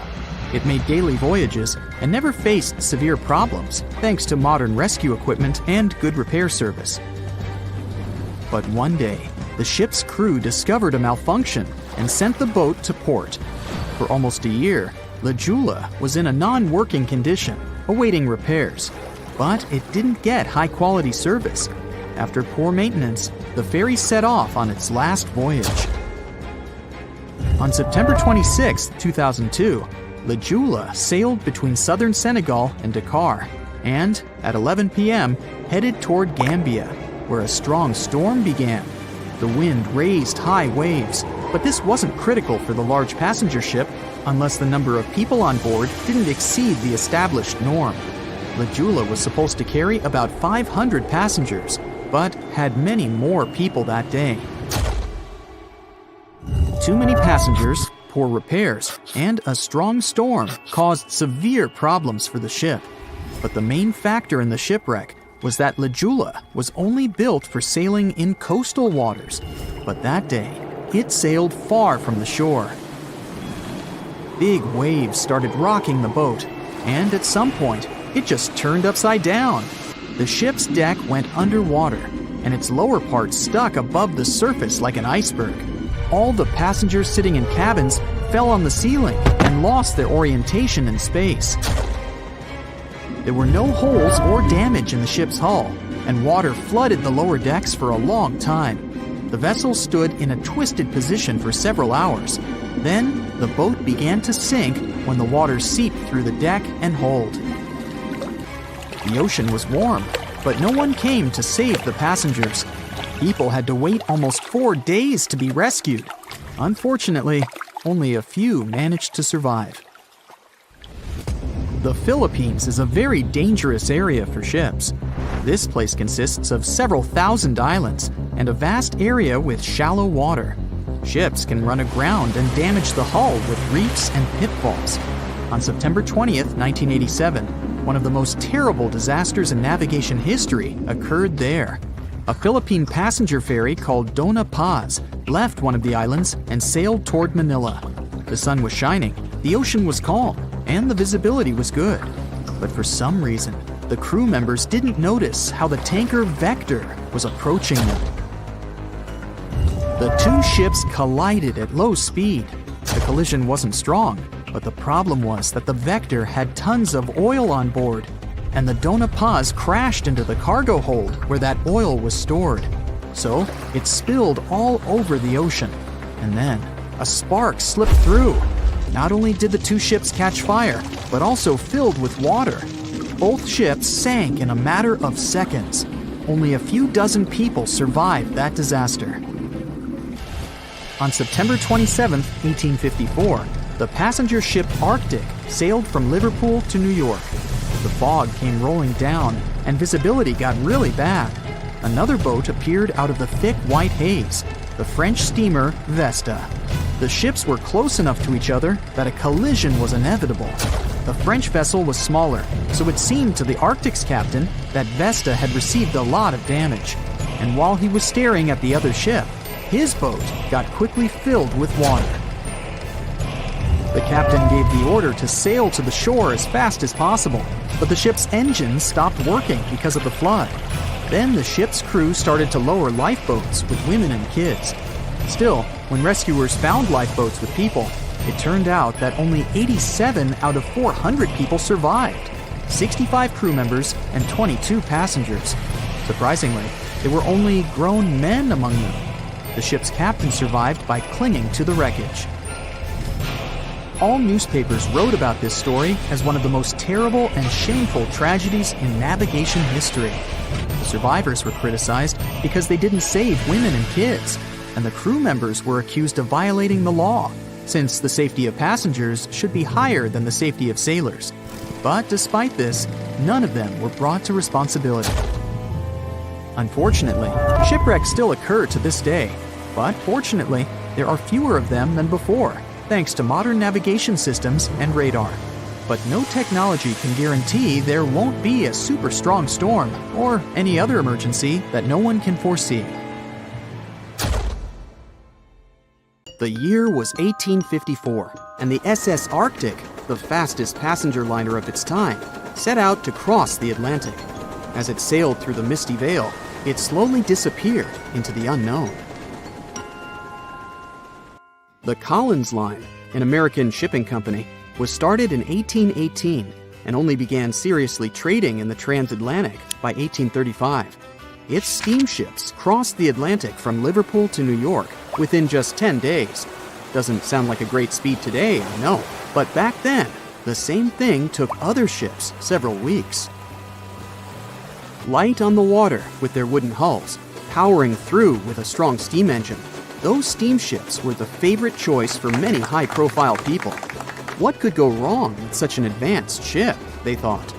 This reminds me of some other ship everyone believed to be unsinkable. But anyway, back to the Collins Line. It grew to be a serious contender on transatlantic routes, with only one other competitor, the Cunard's Line. It was a British company also aiming to be the main force through the Arctic Passage. In 1835, the company received a new ship that traveled to Liverpool and came back to New York with the largest cargo ever at that time. From then, the Collins Line was steadily growing. It seemed like there would only be future successes for it. Unfortunately, their lavish ships became costly to run with the amount of coal used. Massive power along with weak wooden hulls meant they needed many repairs after each voyage. So, every trip ended up being expensive. But since the ships were safe and had a great reputation, people were willing to pay the price, and the company was definitely not in crisis. They had achieved something no one had managed to do before them. Like I told you, their ships crossed the Atlantic in a whopping 10 days, and Edward Collins, the owner, was very determined to maintain the pace. Their 5 ships easily outran the Cunard's Line of only 3. With this great praise, it provided more attention. Though the Cunard's ships were slower with their iron hulls, they believed there was still profit, regardless of how slowly they sailed. Among Collins' ships, the Arctic, the third of them to be launched, was the largest, reaching 284 feet long, with 2 side-lever steam engines, each with 1,000 horsepower.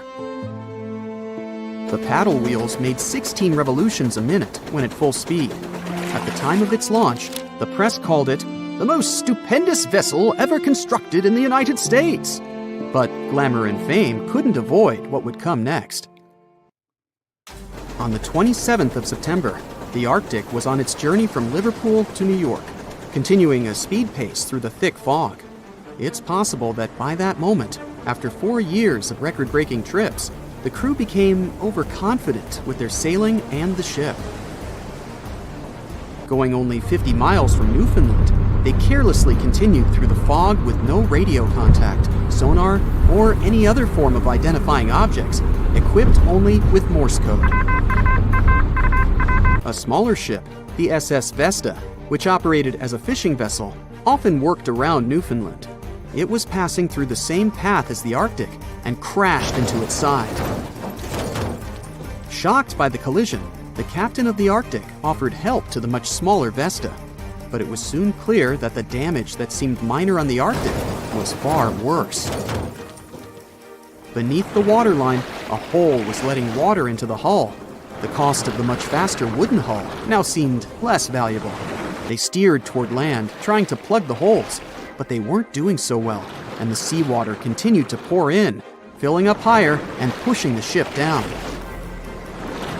And finally, once the engine room was full, it put out the boilers, taking away the massive power the Arctic was once legendary for. They moved slowly until coming to a complete stop. The ship continued to sink, and the order was to abandon it. At the time, maritime law allowed for the Arctic to carry only 6 lifeboats, only capable of saving 180 people. The crew and some of the passengers managed to push their way aboard and took most of the seats on those boats. Things were pretty wild, and everyone forgot about their manners, not letting the ladies and the youngest ones board first. It took 4 hours for the Arctic to sink. 150 crew and 250 passengers were on board. Those that weren't able to find a lifeboat made a desperate attempt to build their own rafts from parts of the ship. 2 days later, only 3 boats made it safely to the shore. The other 3 were never found. Believe it or not, the rescue party also saved some people that had been clinging to the wreckage for 2 days. Unlike the crew, the captain went down with the Arctic, but amazingly survived. He would be only one of 85 people that made it, out of the 400 on board. When the news arrived 2 weeks later, the public responded with great sadness to the losses. Great anger soon followed towards the poor safety measures and the crew. the press published demands to change the laws for more lifeboats. It only made sense to have enough for every person on board a ship. But they ignored those requests. This neglect would lead to more disasters in the future. Enough lifeboats would only come into maritime law some 60 years later, after the disaster of the Titanic. Edward Cullen's wife and 2 children were also aboard the ship and didn't return. He was heartbroken, but didn't stop running his business. The Collins Line still had a reputation to uphold, the biggest, fastest, and most luxurious on the Atlantic. Edward Collins would now build an even better ship than any other. It was named the Adriatic, and it was the largest ship in the world, 354 feet long. With 2 alternating steam engines that had never been built of this size. These steam engines at the time were at the height of engineering, though today you can only see them in models and toys. With the new addition of 2 masts, the Adriatic would also be able to sail if needed. Luckily, they made some lessons from the disaster of the Arctic. But before their new ship, the Adriatic, was built, another disaster had occurred. The sister ship of the Arctic had also sunk. They believed this second ship was desperate to stay in front of the Cunard's line and hit an iceberg somewhere during the race. This weird contest took the lives of 141 people. The desperation of Collins and his weakly built hulls pushed the company towards bankruptcy in 1858. The newly built Adriatic, costing over $1 million, had only made 1 voyage in the end. And even that voyage was considered a disaster. The ship collided with a tugboat. It still managed to finish its maiden voyage at a suitable time. After the company had gone bankrupt, they had to sell the ship for only $50,000. They removed the great giant engines, replacing them with only sails. Although it was once the greatest ship on the high seas, it was only 30 years later until it was abandoned, labeled irreparable, and anchored in a river. The other remaining ships were also sold and only used for parts. Edward Collins left the industry altogether, seeking work on dry land instead. As the Collins Line was no longer in the mix, the Cunards would grow in strength. Without competition, they would win the Blue Riband for the next 30 years, and 180 years later, after producing hundreds of ships. They still have a constant presence on the seas, as they provide transatlantic crossings, world voyages, and leisure cruises. To this day, the Cunard Line is the only one to run ships between Europe and America, and it's great proof that it's not always the fastest that's the best. April 1912 marked one of the most terrible tragedies in the history of the world. The most unsinkable vessel, the pinnacle of engineering at that time, the huge Titanic, sank. On that dark, moonless night, the ship had many chances to save its passengers. There was another ship just a few miles away that could have saved the Titanic, but it didn't. It wasn't a phantom ship, and it's not some legend or a theory. This is a documented reality. There are records and witnesses' statements confirming this, but why didn't this ship help? Let's find out what happened that night by looking at these events from 3 different points of view. Let's start with the Titanic version. 11:30 p.m. The moon hides behind black clouds. Visibility is bad. Everything is calm on the Titanic. Under the captain's guidance, the communications operator stays in touch with the mainland through the radio. At this moment, some stranger breaks into the frequency, interrupting the operator's communication. It's unclear what this strange man wants and what he's talking about. The operator doesn't try to figure it out. He shouts at the guy, demanding him to disconnect. The connection is interrupted. At 11:40 p.m., the Titanic crashes into an iceberg. The ice breaks the hull. Water begins to flood the lower decks. Nobody is panicking yet. 20 minutes later, at midnight, the ship's crew sends a distress signal through the radio frequency. Few people understand how bad the situation really is. After 20 minutes, at 12:20 a.m., they start lowering lifeboats with passengers. At 12:25 a.m., they receive a response to the distress signal. This is RMS Carpathia.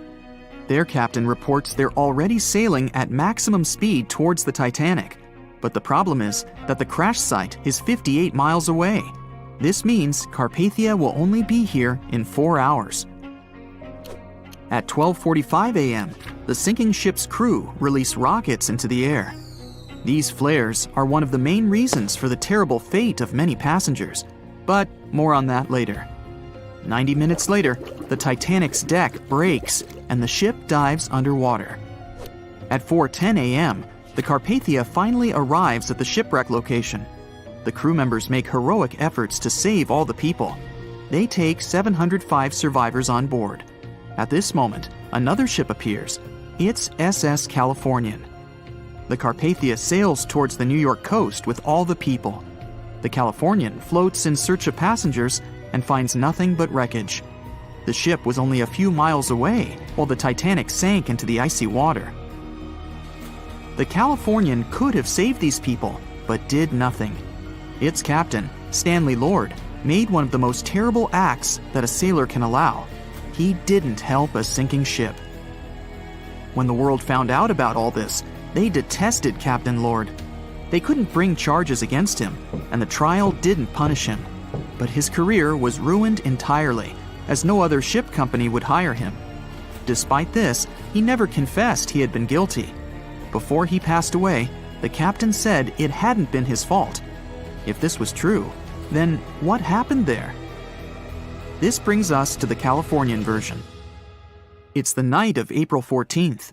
The Californian is sailing in the cold waters of the North Atlantic. The ship gets into a section with a lot of icebergs. At 10:10 p.m., Captain Lord stops the ship. It's too dangerous to move around this area, as they can damage the hull. At 11 p.m., the ship starts drifting. It's impossible to move in such conditions with such poor visibility. The captain knows that the Titanic is coming here, so he orders the radio operator to warn the ship about the danger. Radio operator Evans turns on the receiver and tries to contact the Titanic. He spends about 30 minutes on it.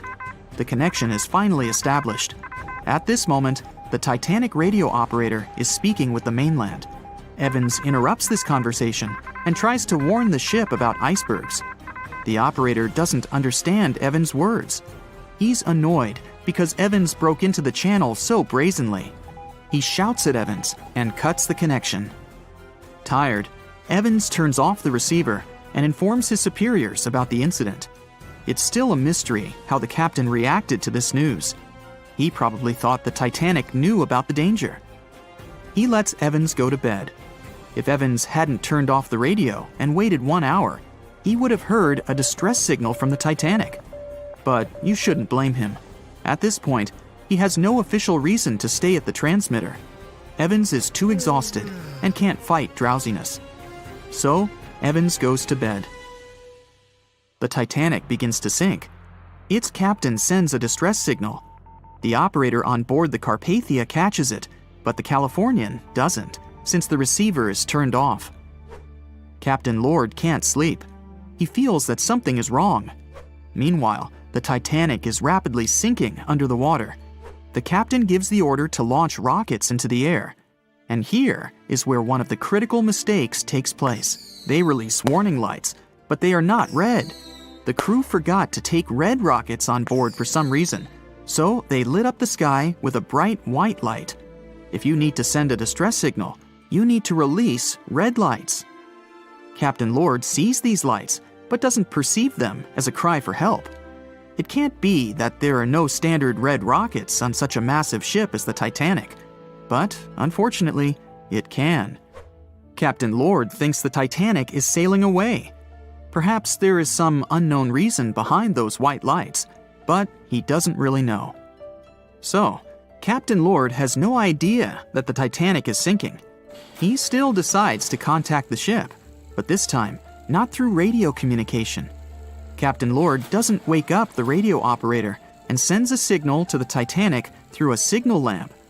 It's important to understand that many old-school captains didn't take radio communication seriously. They didn't understand the value of this technology. That's why Captain Lord doesn't wake up Evans. He sends light signals, but the Titanic doesn't respond. Many survivors later mentioned seeing the flashing lights of the Californian, but there was nothing they could have done. The ship's crew doesn't hear their cries for help. At 2:20 a.m., the Titanic completely goes underwater. A little more than 2 hours later, radio operator Evans wakes up and turns the transmitter on. He hears many rescuers talking about the sunken ship. Evans understands everything. He reports this to the captain. At that moment, the Californian immediately heads to the wreck site. They meet Carpathia there. With the survivors on board, it sails towards New York. The Californian stays sailing and looking for people. They find nothing but wreckage. The Californian returns to the mainland. The news about the ship that could have saved the Titanic is spreading all over the country. The trial begins. Captain Stanley Lord and the crew tell their version. They say their ship had been standing still. Many people don't believe them, and some of the surviving passengers claim to have seen the Californian sailing by. Still, the judge declares them innocent. 1962. Captain Stanley Lord is a very old man. He calls a notary to confess something. The captain makes his last remark about this case. He swears he's not guilty. But if it wasn't the Californian sailing past the Titanic at that moment, then what? The Samson theory could answer that question for us. The sealing ship Samson is sailing in the cold waters of the North Atlantic. The crew aren't sleeping. They carefully study the surroundings, but not because they're afraid of icebergs. They're scared of meeting with the U.S. Coast Guard. The Samson ship's crew catch seals, which is illegal. At 12:45 a.m., Samson's captain sees white signal rockets. The team is sure it's the Coast Guard. They turn off the lights and sail away. It's dark, so they don't notice the sinking Titanic. They return to the coast of Iceland and hear about the disaster. They realize they have abandoned the drowning passengers. The nephew of one of Samson's crew members reads about this story in his uncle's diary. The nephew asks for permission to publish these recordings. All the people realize that Captain Lord wasn't guilty, but unfortunately, he didn't live to see this moment. Actually, it's still unknown who is guilty in this story. 2 ships were nearby the Titanic. Their captains were adequate people. They would have helped save all the passengers. Their fault was that they couldn't understand what the Titanic wanted on that dark night. Someone forgot to put red flares in the box. This small but fatal detail was one of the leading causes of the tragedy. No matter what happens, don't stop! We almost got it! 2 treasure seekers are digging frozen ground in a cornfield at night. It's raining hard, lightning is flashing, but these 2 guys keep working. And now the shovel hits something solid. No way! A treasure chest! They start digging faster and find a piece of a ship's engine. What the? Far from the seas and lakes, somewhere under the fields of Kansas City, they found a giant sunken ship. How is this possible? Now you'll see. Some people spend their lives searching for shipwrecks with treasures underground. One of them is explorer David Hawley. He's been looking for such ships far from the seas, rivers, and oceans for many years. He does this because he likes the feeling of adventure. The holds of these ships may contain chests of gold, antiques, and artifacts. And you can get a lot of money for them. David says you don't have to go into the ocean to find a sunken ship. They may be lying in your backyard. But why do ships end up buried underground among fields, farms, and plains? Let's find out using the example of steamboat Great White Arabia. According to old records, the newspaper clippings, this ship had been carrying about 200 tons of treasure before it sank in 1856. Many rumors and local legends said the ship was lying underground a few miles northeast of Kansas City. It was there because people deliberately altered the riverbed and channels of the Missouri River in the second half of the 19th century. They artificially brought the shores closer to each other. They narrowed the river to increase the flow's speed, so boats could sail much faster. In the 19th century, steamboats were the most popular means of transporting passengers and goods. Before railroads, they extended the western border across the Mississippi and Missouri rivers and brought supplies to people. That's why it was so important to increase the speed of their movement. So, on September 5, 1856, Arabia was sailing along such an estuary. It came across a snag sticking out of the water. A piece of log quickly flooded the ship. Fortunately, all passengers were evacuated. But the steamer and its precious cargo reached the silt bottom of the Missouri River in a few minutes. Several years had passed. Everyone forgot about the vessel. During this time, the course of the Missouri River had changed. But Arabia remained under the wet, muddy bottom. The soil level above it was getting higher, and the ground was losing moisture. Eventually, many decades later, a cornfield formed above the sunken ship. In the 1980s, one farmer owned this area, and he had no idea what was hidden in his territory. David Hawley carefully studied the history of the sunken ships of the USA. He knew that hundreds of steamers had gone underwater all over Missouri, but most of all, he was interested in Arabia, as there were rumors that it was filled with gold and other valuable things. The territory of cornfields in Kansas was vast, but David Hawley knew how to search properly. In 1987, he started working. First, together with his brother and father, they collected all the clippings from old newspapers they could find. They were looking not only for information about the steamer, but also for maps of the Missouri River. They tracked its historical changes, checked the dates, and identified a large area where the steamer sank. Next, they used electromagnetic testing and other geological stuff to study the soil and find the right place. They searched for differences in ground moisture and density. Then, they went through the territory with powerful metal detectors. And so, by the fall of 1988, they had determined the location of the steamer. Arabia was the size of a football field. This gigantic vessel lay 45 feet underground, 4 stories down. But before they started excavating, they had to ask the owner of the cornfield for permission. For the farmer, this news was a big surprise. He agreed, on the condition that the excavations would be completed by spring so that he could sow a new crop. Digging a giant ship in winter is much more difficult and expensive than at other times. It includes additional equipment, electricity, and heating costs. The team worked day and night. They financed the excavations out of their own pocket. Each invested more than $10,000 and took out a bank loan. Finally, they noticed the first details of the ship. The shovels hit the huge engine boilers and the deck. The goal had been achieved. Most of the cargo lying inside the sunken ships is covered with rust, shells, mud, and is badly damaged. The contents of Arabia were in excellent condition, considering that the ship had sunk 130 years prior. Unfortunately, they didn't find the chests of gold. Still, they got several tons of other valuable cargo. Household items of people who lived in the middle of the 19th century. It was a time capsule.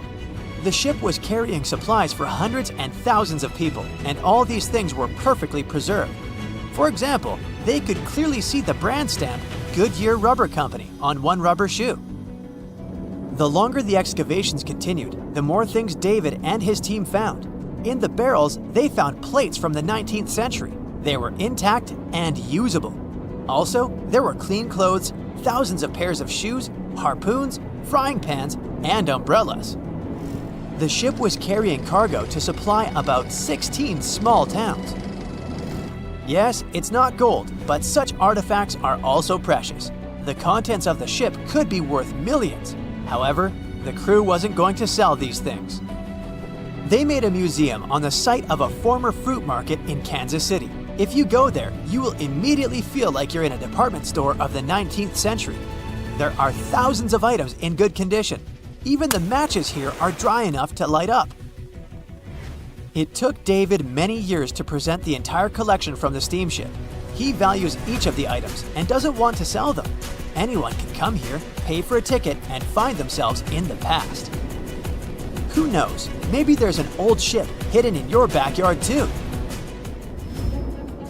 Geologists found an older vessel in the hot desert of Namibia in 2008. This ship sailed back in the days when pirates scared sailors on the seas, and now it's inside a dried-up lagoon. The ship sailed from Lisbon in 1533 and disappeared with the crew near a small diamond mining town. After almost 500 years, the hull had been badly damaged. Only the carcass of the ship remained, but the treasure hidden inside the vessel stayed intact. They carefully studied the boat for a long time, trying not to ruin anything. And then, 5 days later, they found a big old chest in the hold. Carefully opening it, they found gold coins there. Thus, the cost of the ship was estimated at about $10 million. The exact cause of the shipwreck is unknown, but experts believe the ship was destroyed by heavy cargo and bad weather. It went to the bottom of a lagoon that later became a desert. Some find an airplane in their backyard, others discover a ship, and one man found a passage to an ancient secret city in his house. This happened in Turkey in 1963. The owners of the building decided to make repairs. He went to his basement and knocked down the wall to turn this place into a living room. And so, behind one wall, he found a tunnel leading underground. The man thought it was some kind of a secret chamber. He went down there and realized it was something much more than that. It was an ancient city 18 floors deep. People built it in the years 780 to 1180 as a refuge from weather disasters and the invasion of enemies. This place also includes many underground tunnels that stretch for several miles in different directions. People could get to the town from different points using secret passages leading to these roads. The city can accommodate about 20,000 residents, livestock, and tons of food supplies. Archaeologists have also found a chapel, schools, stables, and public kitchens there. They say nothing is ever lost, and it's true. Let's discover ships frozen in time. The first one is truly fascinating. Here, the Antikythera shipwreck. It's a Greek trading ship from the 1st century BCE. It's located on the east side of the Greek island of Antikythera and at the merging point of the Aegean and Mediterranean seas. Around 2,000 years later, in 1900, a group of Greek sponge divers discovered the wreck. They were going to Tunisia, yet they were forced to find shelter from a storm on a nearby island. Since they couldn't go anywhere due to the storm, they decided to look for sponges until the weather got calmer. One of the divers discovered the shipwreck at depths of around 130 feet. Imagine someone going for a sponge hunt, but getting out to the surface with archaeological treasures. The captain of the sponge boat talked to the Greek officials about what they had found. The officials sent 2 ships to the wreckage. The salvage operation was successful, and discoveries are now in Greece's National Archaeological Museum in Athens. The findings included 3 life-sized marble horses, jewelry, coins, and hundreds of works of art, including a 7-foot-tall Colossus statue of Hercules. Among these treasures, Antikythera ephebe, a bronze statue of a young man, caught more attention. Because the ephebe doesn't comply with any familiar iconographic model, and there are no known copies of his type, he held a spherical object in his hand. Scholars have different theories of who that person could be, but they are not in a consensus yet. More than 70 years later, Jacques-Yves Cousteau and his team went to the area and recovered hundreds more artifacts and the remains of 4 people. Interestingly, they discovered a complex set of interlocking gears, capable of predicting the movement of the sun, moon, and several planets. The mechanism can also show the times of solar and lunar eclipses years into the future. Think of this Antikythera mechanism as an early computer calendar. To plan significant events like agricultural activities, religious rituals, and Olympic Games. These artifacts found in the Antikythera wreckage are some of the most important findings in modern archaeology. Just the Antikythera mechanism itself has changed our perception of the limits of ancient technology. The mechanism has a sophisticated design and was made over 1,000 years ago. After all these amazing discoveries, experts believe that the wreckage site has remained largely unexplored, and is mostly because of its location and the landscape of the seafloor on which the ship rests. The wreck is too deep for scuba divers but too shallow to use something like a submersible. A survey made on the seafloor in 2012 showed evidence of a second wreck about 800 feet to the south. It's clear that this area has a lot to offer humanity. What would happen if those sponge hunters didn't go to the area? Scientists found a shipwreck in Antarctica at the bottom of the Weddell Sea. 107 years after it sank. The name of the ship was Endurance, and it was the lost vessel of Antarctic explorer Sir Ernest Shackleton.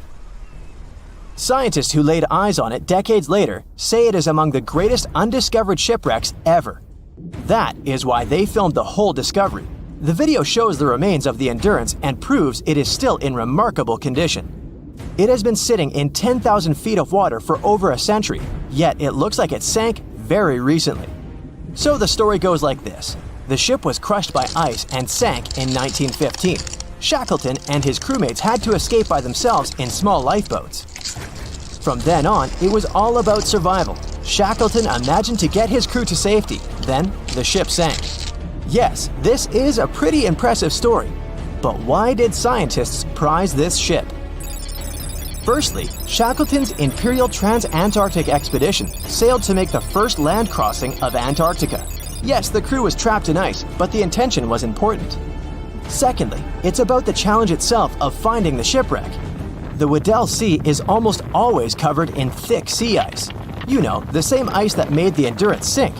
Getting near the presumed sinking location is super hard, let alone being able to conduct research.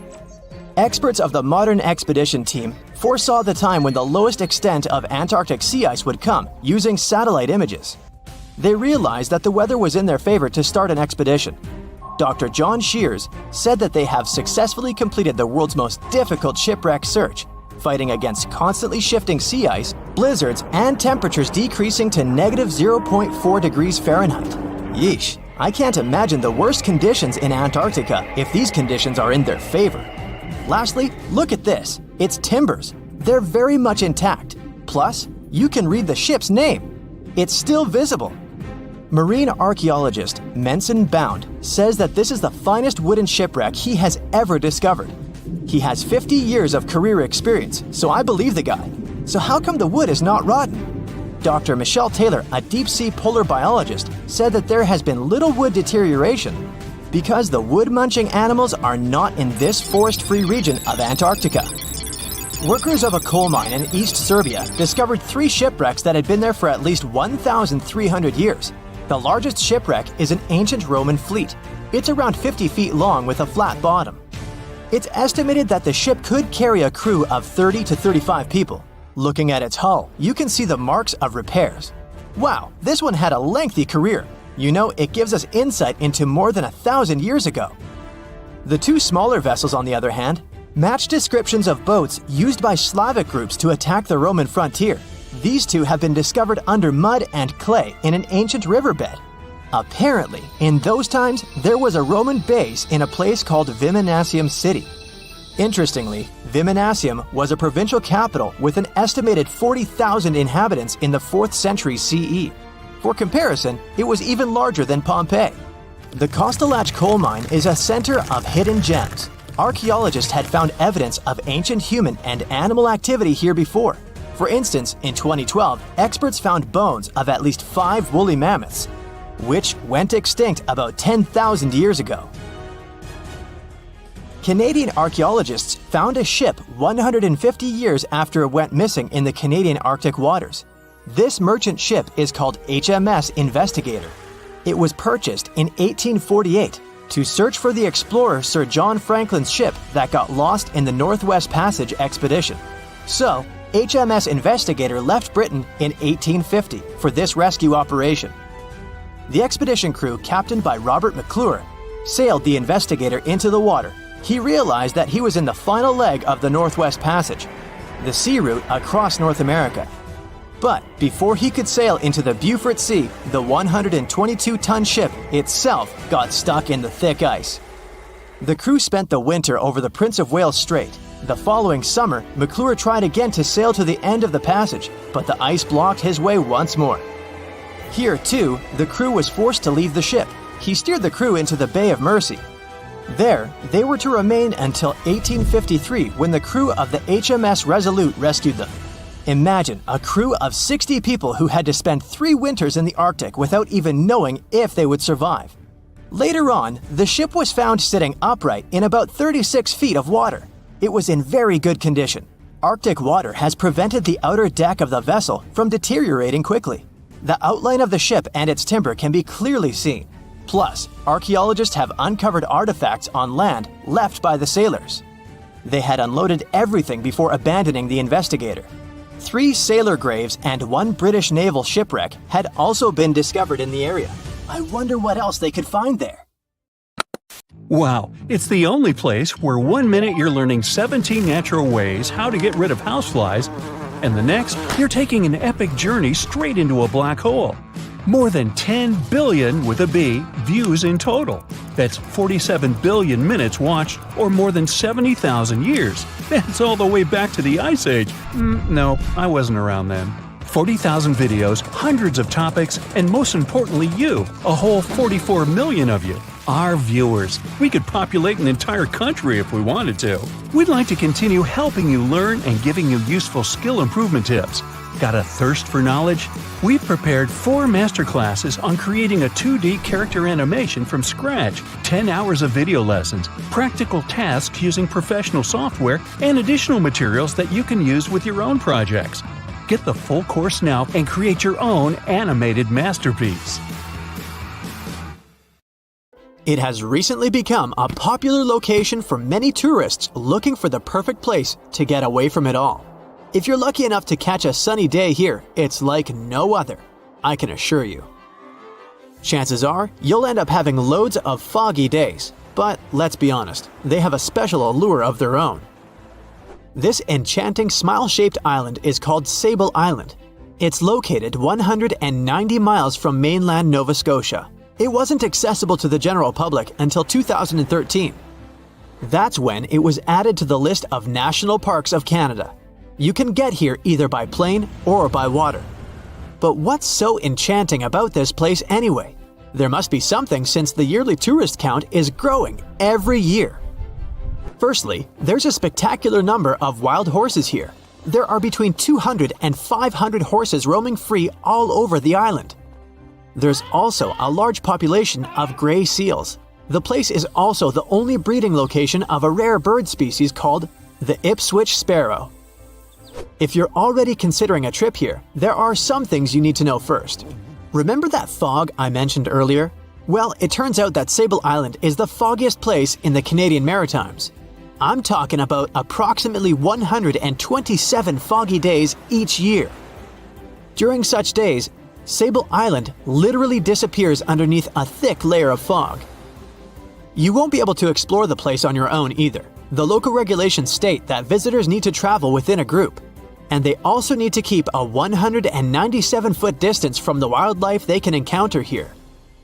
As charming as this place may be, it holds a dark secret hidden beneath the sandy dunes, and it has nothing to do with beautiful creatures living here or the island's unique vegetation.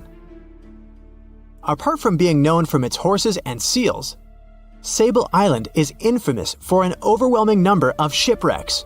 Over the years, about 350 ships have ended their lives here, on these sandbars.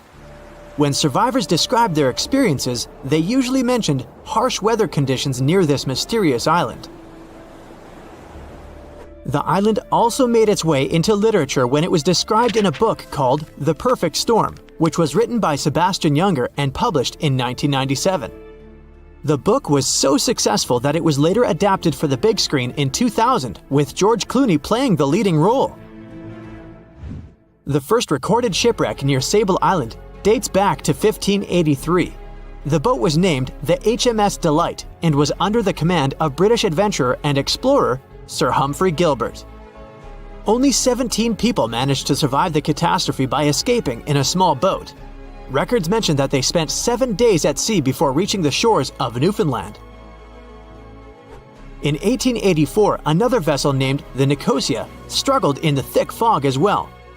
The ship was completely destroyed, but fortunately, all 18 crew members managed to survive. The captain's son was almost lost at sea when a lifeboat capsized when he was climbing into it. He somehow managed to stay underneath the lifeboat, which was completely submerged. When this lifeboat righted, he eventually emerged from the water and was rescued for the second time. The years between 1947 and 1999 were relatively quiet on the island.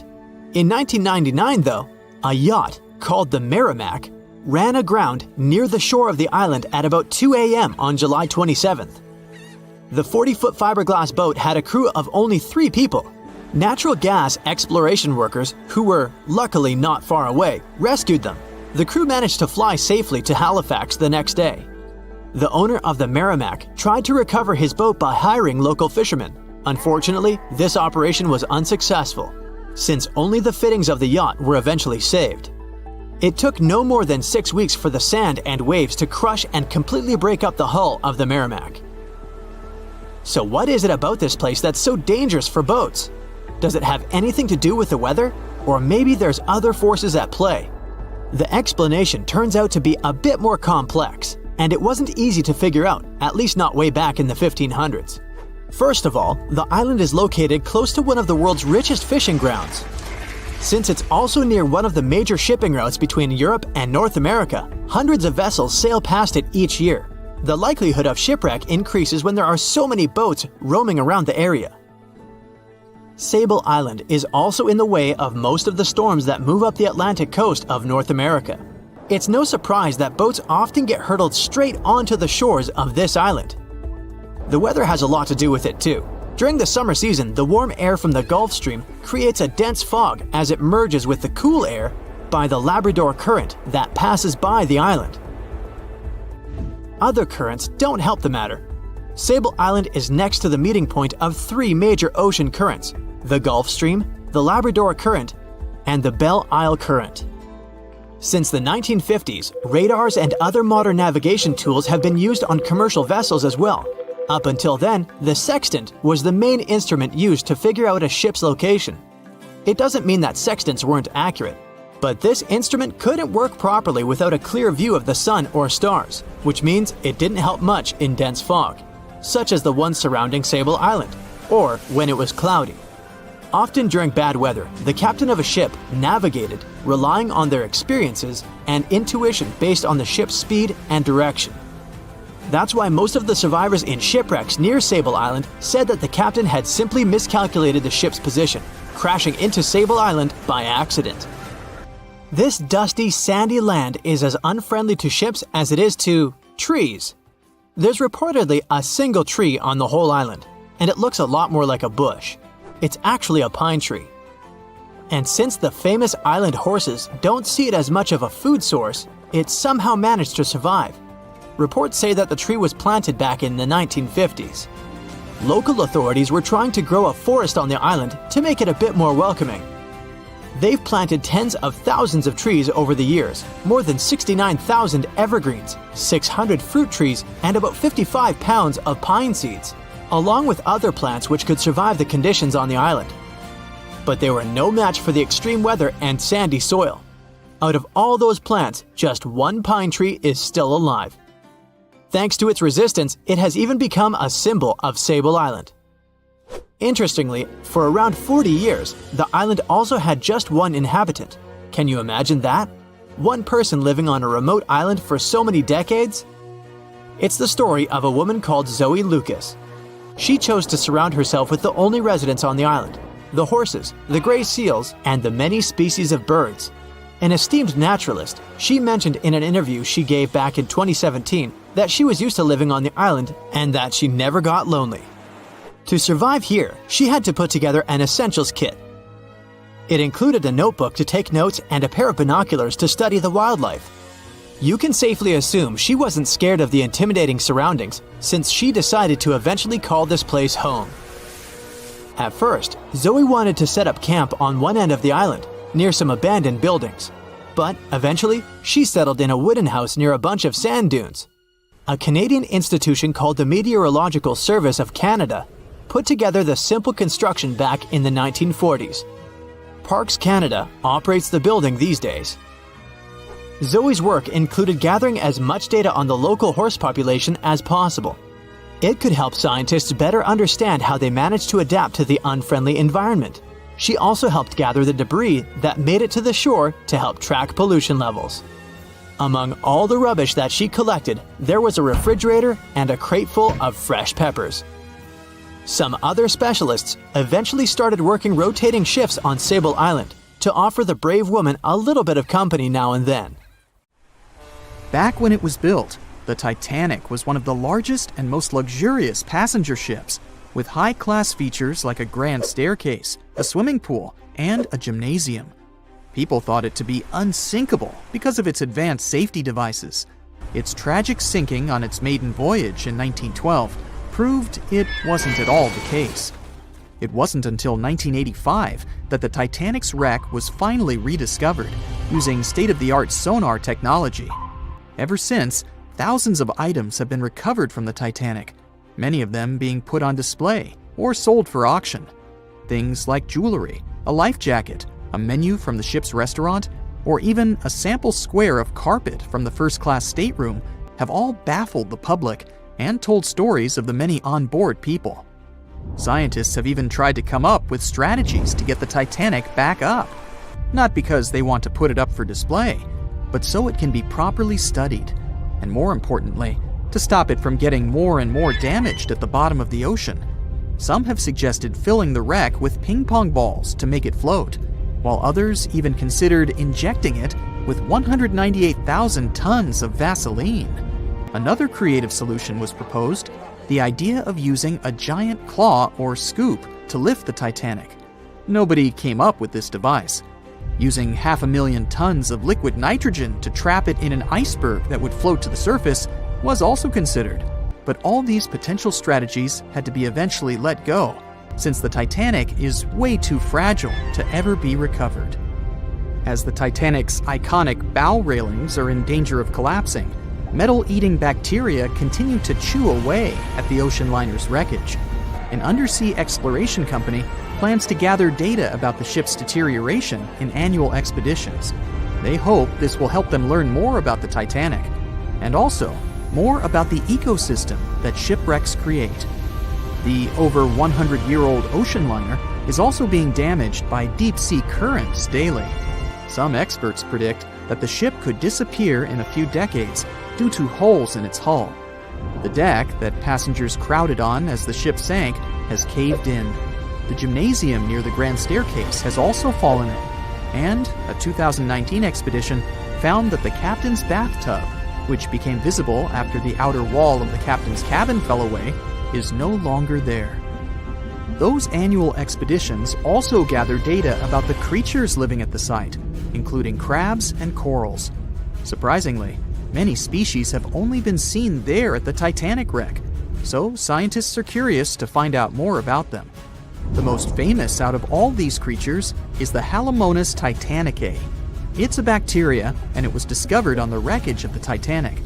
What's interesting about this creature is that it's able to thrive in extremely salty environments. It's also been resistant to several antibiotics, unlike other types of bacteria.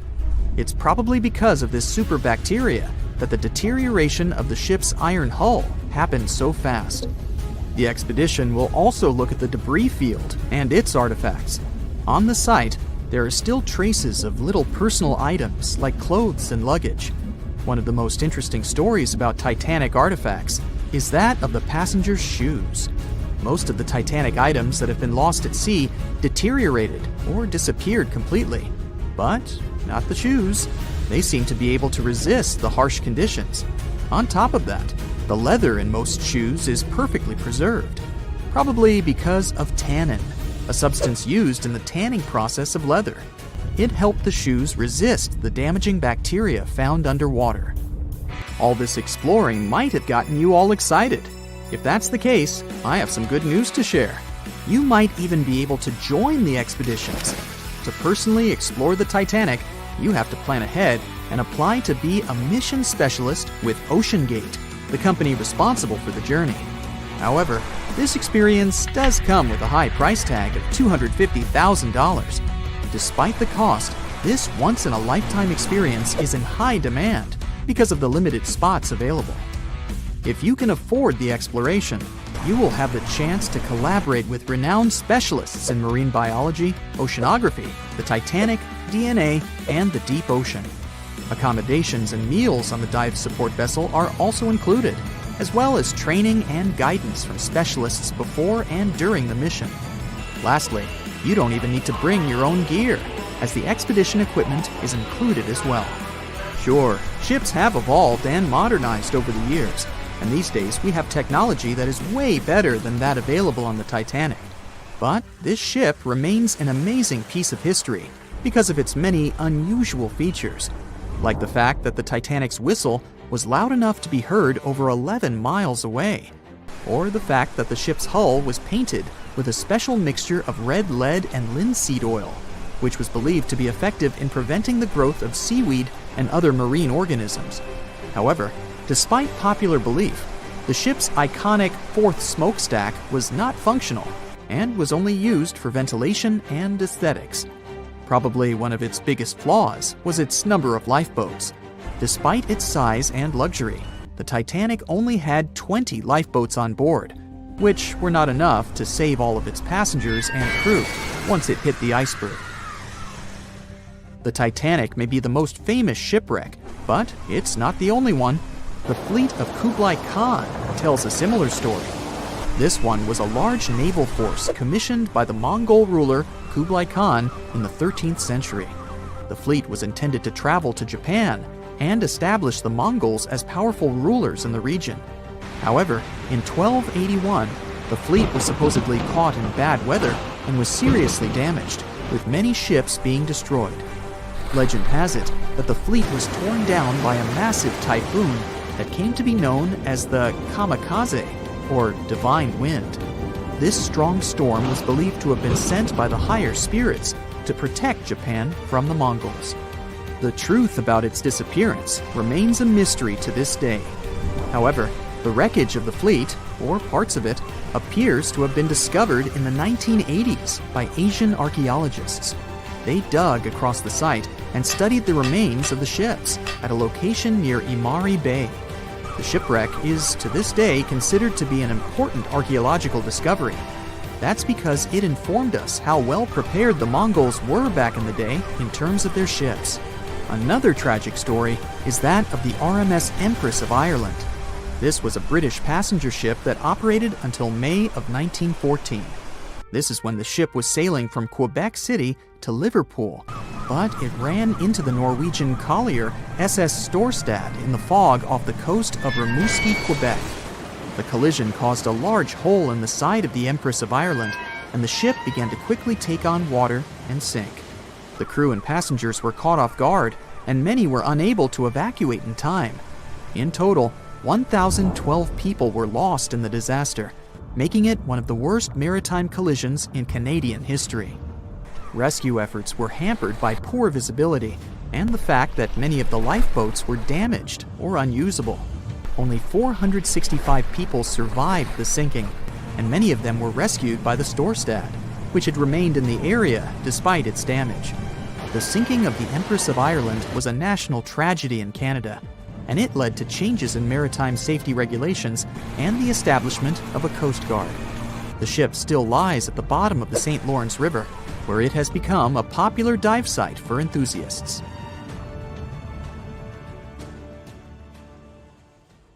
The Royal Mail Ship, or RMS Titanic, easily the most famous steamship in history, was once the symbol of luxury and dreams that promised to come true. It took 3 years and 3,000 people to construct it. On April 10, 1912, the brand new ocean liner greeted its passengers with the smell of fresh varnish, paint, and newly sawn wood. Back then, they still used lead for the production of paint and linseed oil as a binder, so that smell must have been powerful. When it was fully operational, the giant vessel consumed around 850 tons of coal per day, and the passengers would also smell its fumes. Another odor that must have filled the Titanic's decks, at least the first-class ones, was the new scent by the famous French perfume house Guerlain. It was released earlier in the same year and quickly became a hit with the well-off ladies. The perfume that you can still buy today is a mix of violets and iris with creamy vanilla. On the dramatic evening of April 14th, when Titanic only had hours to live, the unknowing waiters were serving oysters, lamb and mint sauce, roast duck with applesauce, and other delicacies to their first-class guests. The second class was filled with the smells of curried chicken, spring lamb, and roast turkey. Third-class passengers had simple gruel and biscuits that night. At 11 p.m., as the ship got dangerously close to the iceberg, the new smell added to the mix. It was a mineral odor with metallic notes. If you have ice in your fridge, you must have noticed it takes the smell of neighboring foods. The same happens to icebergs. They take on the odors of sea animals and maintain the chemical composition of the water that they're made of. If more people had known about the meaning of this particular metallic smell, they probably still wouldn't have saved the ship, but the number of people that managed to escape to safety could have been larger. Speaking of smells, in case you've ever wondered what space smells like but aren't planning to become an astronaut anytime soon, listen up. You can try out Ode to Space, an aroma that was designed by NASA decades ago. The idea of the perfume was to help astronauts prepare for their encounters with space at all levels during their training. But hold on a second, space is a vacuum, so it technically shouldn't have any smell. Yet, astronauts who have been out there remembered it as a pleasant metallic odor, something like the smell of welding fumes or burnt gunpowder. They could smell it on their spacesuits after coming back into their spacecraft. We can also guess what other planets smell like based on what their atmospheres are made of. Venus has clouds of sulfuric acid in its atmosphere, so it must smell like rotten eggs. Mars and Uranus also smell like rotten eggs, by the way. Each of the layers of Jupiter's atmosphere is made up of different chemicals. That's why it smells different depending on where you are. Some layers would greet you with a yummy aroma of bitter almonds or marzipan, and others, closer to the top, smell like cleaning products. The remaining planets of the solar system are unlikely to have a distinctive scent because they're mostly odorless gases in their atmospheres. As for our natural satellite, the Moon, the Apollo astronauts claim that its dust smells like gunpowder. The fragrance of fresh-cut grass makes regular mowing it nearly worth it. But did you know that the grass isn't having a great time while you're doing it? In fact, it's sort of screaming for help. And because grass can't scream out loud, it expresses discomfort by releasing a mix of smelly, volatile molecules. It does it to protect itself from insects. Caterpillars and other similar creatures just love to munch on sugary plant snacks. When you mow the grass, it releases jasmonic acid, among other things. It's sort of a signal to parasitic wasps that there is a caterpillar available. These creatures deal with the grass's offenders, and it can keep growing happily ever after. From the point of view of the grass, mowing is not much different from an insect attack, so it protects itself the best way it can. The rain has an easy-to-recognize powerful smell, also known as petrichor. But where does it come from? Turns out some plants secrete oils during drought. The rocks and soil accumulate those oils compounds, and when the raindrops hit, they mix with water and release into the air. Sometimes these oils combine with chemicals produced by bacteria living in the soil. The result of this cooperation is a musky odor you can smell in the woods or in your garden when you turn over the wet soil. Ozone also adds to the smell of rain, especially after thunderstorms.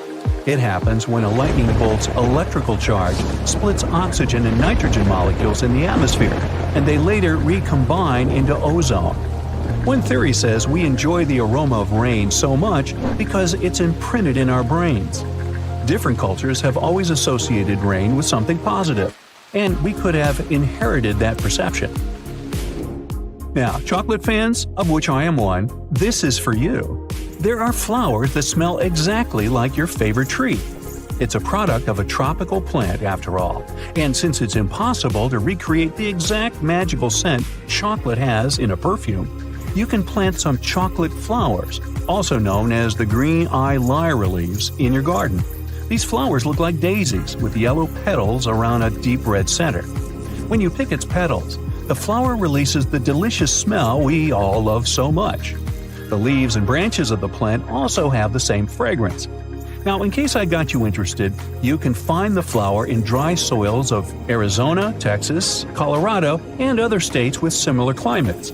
It blooms all year, and the aroma is strongest on warm days. The bear cat, also known as the biturong, does not only look super cute, but also smells like buttered popcorn. But Ourangs prefer to stay alone and use their aroma to mark their territory and find potential partners when they have to. Scientists tried to figure out the secret of their unusual smell and suggested it could come from secretions from the scent glands under the animal's tail. Further research showed that the popcorn smell comes from the bearcat's urine. After the animal answers nature's call, it leaves a scent trail in the trees with its tail that often gets soaked. But if the real popcorn only releases its amazing smell when it's popping under heat, how do bearcats manage to do it without a microwave? Well, the answer could be in their diet, or more likely, in the bacteria that come in contact with the animal's natural fluid. Durian is a fruit popular in Southeast Asia that smells sweet and nice to some people, but to the majority, it's a mix of rotten onions and sweaty socks. The stench is so powerful that it's banned on public transportation and hotels in some countries. The secret of durian is its 44 odor-active components. The mix is so complex that you can never tell what it's going to smell like. And despite that horrible smell, durian is considered a delicacy and is used to make mostly sweet dishes like cakes and candy. There was a smelly incident involving durian at a library in Australia. The smell of rotting fruit in a cupboard has spread across the entire building through the air conditioning system. They mistook it for gas leakage and had to evacuate around 500 students and teachers. Well, that stinks. And finally, if you've ever been to natural hot springs or went to see some geysers, you'll never forget the smell of hydrogen sulfide, or less poetically, rotten eggs. It's actually not only yucky but also highly flammable, but it can also be quite useful. Most households in Iceland use geothermal springs as a source of hot water. Although it doesn't smell fresh, it's perfectly safe to drink, and the smell doesn't stay on your body after you take a shower. So there.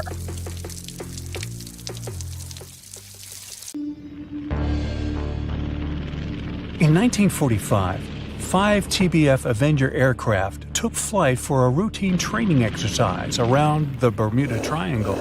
In the middle of the exercise, the planes were struck by intense rain and heavy winds, despite the clear weather forecast. The pilots became extremely disoriented and radioed the base to report that their navigational equipment had stopped working. The last thing the base heard was, "When the first plane drops below 10 gallons, we'll all go down together," and then static. The 5 planes and their 14 crew members were never seen or heard from again. On his very first voyage to the New World in 1492, Christopher Columbus sailed through the Bermuda Triangle. Columbus reported that one night when he was on the deck of the ship, he noticed a giant light appear in the distance, unlike anything he had ever seen before. Columbus looked at his compass for direction, and it gave off erratic readings. You might have noticed that the Bermuda Triangle doesn't appear on any world map. This is because official institutions refuse to acknowledge that the area actually exists. A popular theory suggests that rogue waves are responsible for the many disappearances. Rogue waves are called extreme storm waves by scientists. They occur when different weather patterns take place at the same time and cause large unexpected waves. Witnesses say that the waves look like giant walls of water. These waves could explain why ships go down fast and without leaving any trace. The Bermuda Triangle is home to some pretty intense and unexpected weather. Storms build up quickly and unexpectedly, then disappear soon after. If you blink, you might miss it. This could explain why few distress signals are issued. Pilots and sailors never saw the weather coming. No one knows exactly how many ships and planes have disappeared in the Bermuda Triangle. The rough estimate is 50 ships and 20 planes. Most of the time, the disappearances had no explanation and no wreckage has ever been left behind.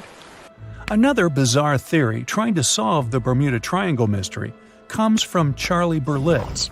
He insists that the area is home to the lost city of Atlantis. The missing ships and planes and malfunctioning equipment, according to him, were all caused by rays of energy let out by the special energy crystals that power Atlantis. While this sounds silly, Berlitz's theory was convincing enough that over 20 million people bought his book worldwide. In the year 1800, a large sailing vessel called the USS Pickering departed from the U.S. on its way to the West Indies.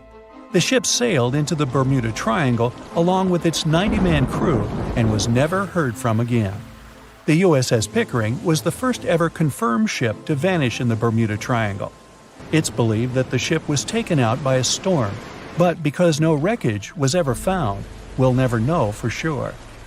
When the TBF Avenger planes went missing, a massive search operation was conducted. Boats and planes searched the Bermuda Triangle for any signs of the aircraft. One of the boats searching was a PBM-5 Mariner airboat. The airboat took flight at 7:27 p.m. and called in a routine radio message 3 minutes later. Then, it was never heard from again. No trace was ever found of the rescue airboat or the 5 Avenger aircraft.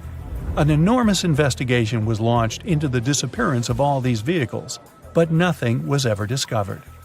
This particular area of the ocean is one of the most heavily traveled shipping routes in the world. Some skeptics believe that this fact solves the mystery. Statistically, the busier the area, the higher the frequency of accidents and disappearances. While this makes sense, it's not the frequency of disappearances that's responsible for the mystery of the Bermuda Triangle. It's the lack of explanation or wreckage found. On the ocean floor, decomposing organisms let off large concentrations of methane gas that gets trapped under the water. This gas can build up until, boom, it ruptures. The gas surges up to the surface and erupts. If a ship was in the area of one of these ruptures, the water would become much less dense and cause the ship to sink rapidly and without warning. Scientists believe this could be the cause of the many disappearances in the Bermuda Triangle. While this theory makes a lot of sense, it doesn't seem too likely.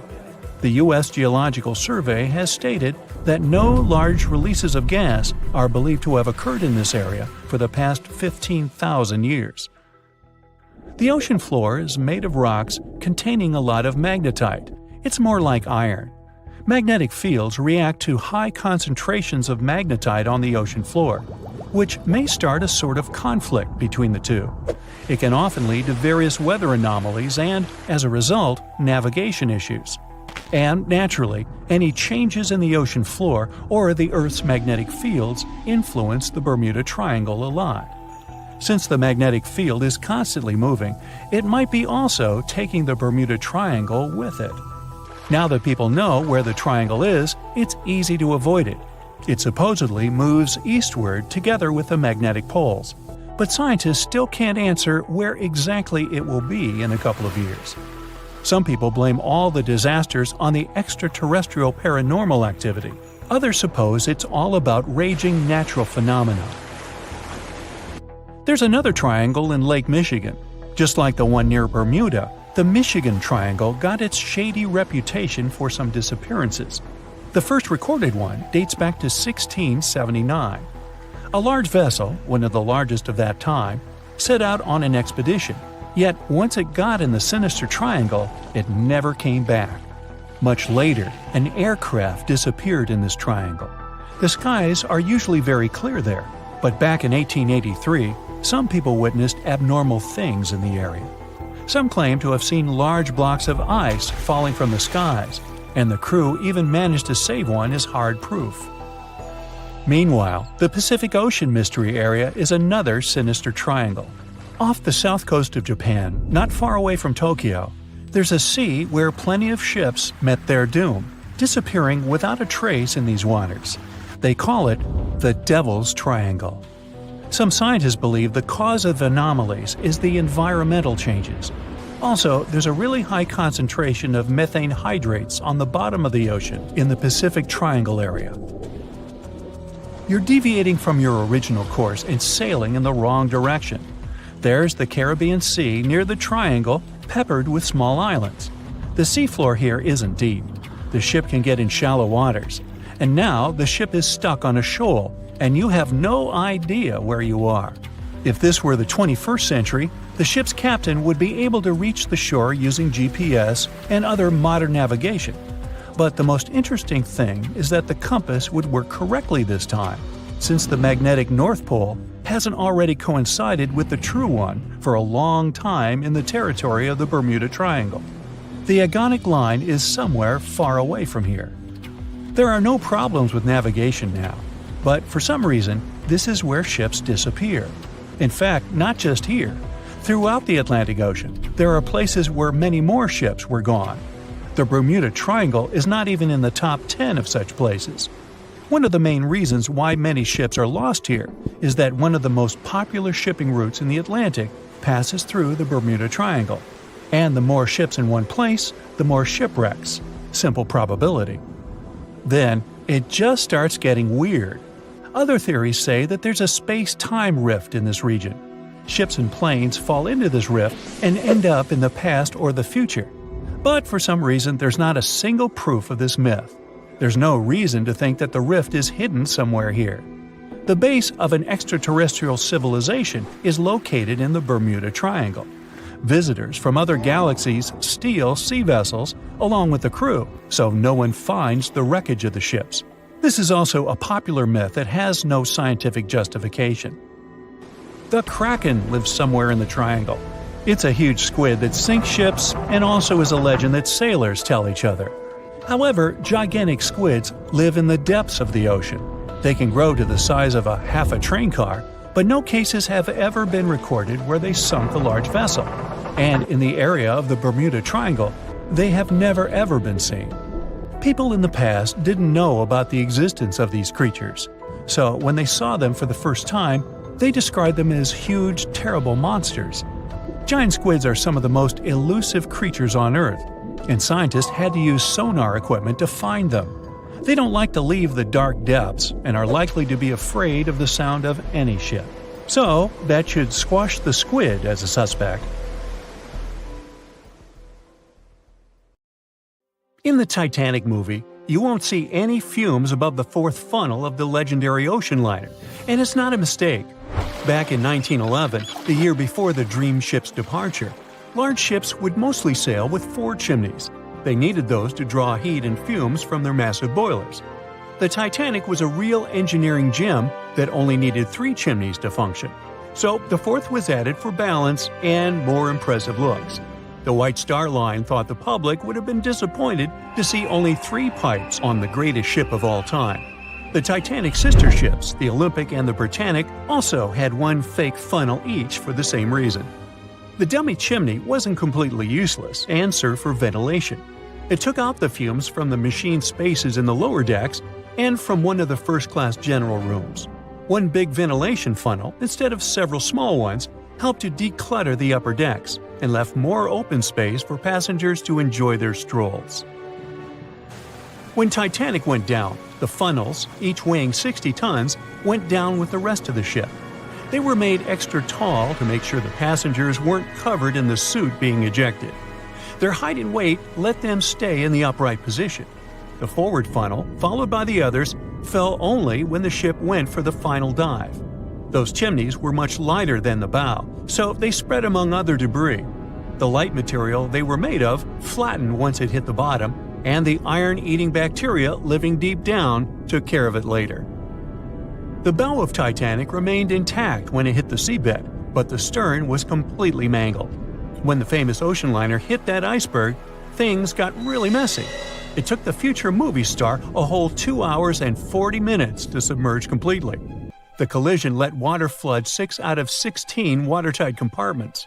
As the water gushed into the starboard side, the ship started to tilt down in the front and a bit to the right. By midnight, the damaged compartments were spilling water into others, and it was chaos because these compartments were only watertight horizontally. Soon enough, water started flooding through the anchor chain holes, and by 2 a.m., the bow was sinking, and the stern's propellers were lifted out of the water. The ship kept flooding until the moment the bow went underwater, and the stern shot up almost 45 degrees. The weight of those massive propellers stressed the ship's midsection. The steel just couldn't handle it and failed. Survivors described that moment as some loud noise, like breaking china or falling gear. That was the Titanic's upper structure giving in. By 12 past 2 a.m., the bow and stern were only connected by the inner bottom structure. Minutes later, the bow, weighing almost 16,000 tons, broke loose from the stern. The stern rose sharply to an almost vertical position and started sinking slowly. By 2:20, it disappeared underwater. The bow was cruising down at about 13 miles per hour and had hit the ocean floor almost a half an hour before the stern. The two parts of the Titanic now lie 2,000 feet apart, pointing in different directions. The bow remained mostly intact, just covered in mud. The stern turned into a tangled wreck because of the implosions it went through during the descent. The air trapped within the structure just couldn't handle the increasing pressure of the water deep down. Signal rockets played a big part in the Titanic's tragedy. When a ship goes down, you're supposed to shoot up red flares to signal trouble. But someone decided to stock Titanic with white lights instead of the usual red ones. So when the ship smacked into that iceberg, the crew fired off white flares. The SS Californian was passing nearby, and his captain knew the Titanic was in a dangerous iceberg zone. The crew didn't spot the sinking Titanic, but they sure saw those white rockets. The radio between the ships was useless because the Californian's operator switched it off. The captain had a gut feeling something was off, so he flashed a Morse code light signal at Titanic. But he received no reply because the Titanic had already gone underwater. There was another ship, Samson, sailing alongside the Titanic. It had plenty of illegally hunted frozen seal meat from Canadian waters abroad, so it was sailing with lights off to remain unnoticed. When they saw the Titanic's white rockets, they thought it was the Coast Guard and zoomed away. Samson didn't have a radio, so they couldn't find out about the ongoing disaster. The crew got the news about Titanic only when they got to the coast of Iceland the following month. There have been many theories to explain the Titanic tragedy, and one of the recent ones says that there was a fire involved. An Irish journalist went full detective for decades, digging into the mystery, and stumbled upon a game-changer. He came across a photo album that had been hiding from the public for a century after the tragedy. In the pictures, taken at the Harland and Wolff shipyard in Belfast, Northern Ireland, just over a week before the liner sailed, you can clearly see a massive 30-foot black spot on the ship's hull. Maloney researched the photos and eyewitness testimony from the time and claimed that a fire spontaneously broke out inside of one of Titanic's enormous coal bunkers. It was raging for a whole 3 weeks and messed with the metal, critically weakening a crucial segment of the ship's hull. Back then, most ships had just one hull, so it was the only skin the Titanic had. That's why the iceberg managed to punch a hole through the ship so easily. If it hadn't been for the fire, the Titanic might have shrugged off that iceberg collision. The company operating the liner knew about the fire, but they decided to conceal that fact. They didn't want any negative stories in the press as they faced some serious competition in transatlantic voyages. The Titanic was sold out, so they stocked up on coal and made it sail. The moon might have also played a role in the sinking. Our satellite heavily affects tides on the Earth. The closer it is to our planet, the stronger the tides are because of the increasing gravity of the moon. Back in 1912, the moon was so close it made several glaciers in Greenland break apart. Massive chunks of ice that broke off from the glaciers started floating south. The supermoon event came just 6 minutes after a spring tide. During new and full moons, the alignment of the moon, the Earth, and the Sun makes their combined gravity reach its peak. And the day before, our planet had come the closest to the Sun that year, which made the gravity even stronger. This mixture of events created perfect conditions for one of the most powerful tides in history. It created the perfect conditions for the icebergs breaking off from Greenland's glaciers to move freely. Opponents of this theory say that the difference in tidal force wasn't actually that big, and it couldn't have been the main cause of the sinking. The iceberg tore down the side of the ship, leaving a huge opening in the hull.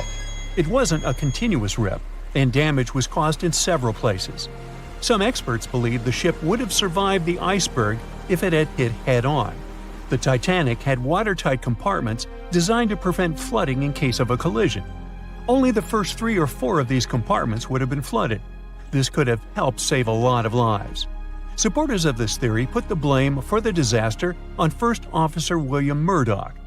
Huge, fast-moving ships don't just turn in a matter of seconds like a speeding car. It takes minutes. When Murdoch realized the collision was inevitable, he tried dodging left to avoid a direct hit. But despite his efforts, the ship still collided with the iceberg. You know the rest. So in 2017, over 25 million people boarded cruise ships all over the world. Now, if you're keeping count, that's more than the total population of Greece. It's become America's favorite choice when it comes to going on vacation. It's easy to see why hopping aboard a cruise ship becomes more popular each year. Heading out on a cruise is also coming back in style with newer generations. 2/3 of Gen Y and millennials say that cruising is their new preferred type of vacation. How's that? Well, let's see. It's easy to plan in advance. On board, you can find activities for all family members, and you get a chance to visit several different destinations in one trip. An added bonus of booking a cruise? You can sample various places for a future time off. The entertainment on board is often top-notch, providing passengers with an added taste of luxury. And the amenities and accommodations are generally very reliable. Not to mention that it gives tourists that feeling of actually getting away from everything that people strive for while out of the office. Royal Caribbean International is one of the largest cruise lines in the world, with just over 19% of the cruise market as of 2018. Its current fleet is divided into many different classes of ships, including the Voyager class, Radiance, and Quantum. The latest addition to the Royal Caribbean International's impressive fleet was built in 2018. Wonder of the Seas is now the largest cruise ship in the world. Since this spectacular liner has just had her maiden voyage in March 2022, let's look at some of the incredible perks it has to offer its passengers. For starters, the boat is so big that it had to be split into neighborhoods. Well, it figures since Wonder of the Seas can accommodate almost 7,000 passengers. Fond of New York? Well, no worries. Wonder of the Seas has a central park of its own, with an estimated 10,000 plants to check out. The ship's central park is a feature of all Oasis-class ships, being one of the so-called neighborhoods. Let's look at some other areas, shall we? Like this boardwalk, a place that includes an arcade, a candy store, and a sports bar. It's best suited for long walks. There's a pool and sports zone on Wonder of the Sea. These areas feature the ship's numerous pools and hot tubs. There are many activities to check out on the sports court. Then there's the Royal Promenade, or Promenade if you prefer. That's the main road on Wonder of the Seas, with bars, lounges, and places to grab a cup of coffee, or a luxurious latte. The entertainment neighborhood is the focal point for leisure activities on the ship. Here, guests can find a comedy club, an ice skating rink, and even a theater. The spa and fitness area is a tranquil zone with a huge array of treatments available. The fitness center is free of charge, by the way, so there's no excuse for guests to skip a leg day. An extra 8th zone was added to Wonder of the Seas. It's called the Suite Neighborhood. This is an exclusive area designed for guests staying in the suites. Oh, now I get it. It's located at the top of the ship. Guests here have designated staff members called Royal Genies. Yeah, if you rub a lamp in your suite, they appear. Nah, not really. The genies are similar to butlers. They can cater to just a few cabins. Of course, the cruise line wants to divert other guests from asking these crew members various questions and taking their time. That's why the genies don't wear name tags in public areas. As for its itinerary, Wonder of the Seas was initially supposed to be homeported in China. But Royal Caribbean decided to move the liner to the United States. In March 2022, the ship started its journey with 7-night Eastern and Western Caribbean itineraries.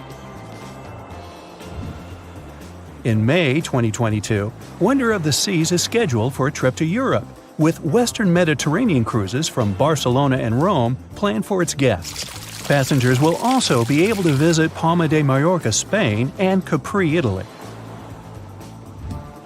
When the summer season is over, Wonder of the Seas is scheduled to return to Florida to offer year-round sailing starting November 2022.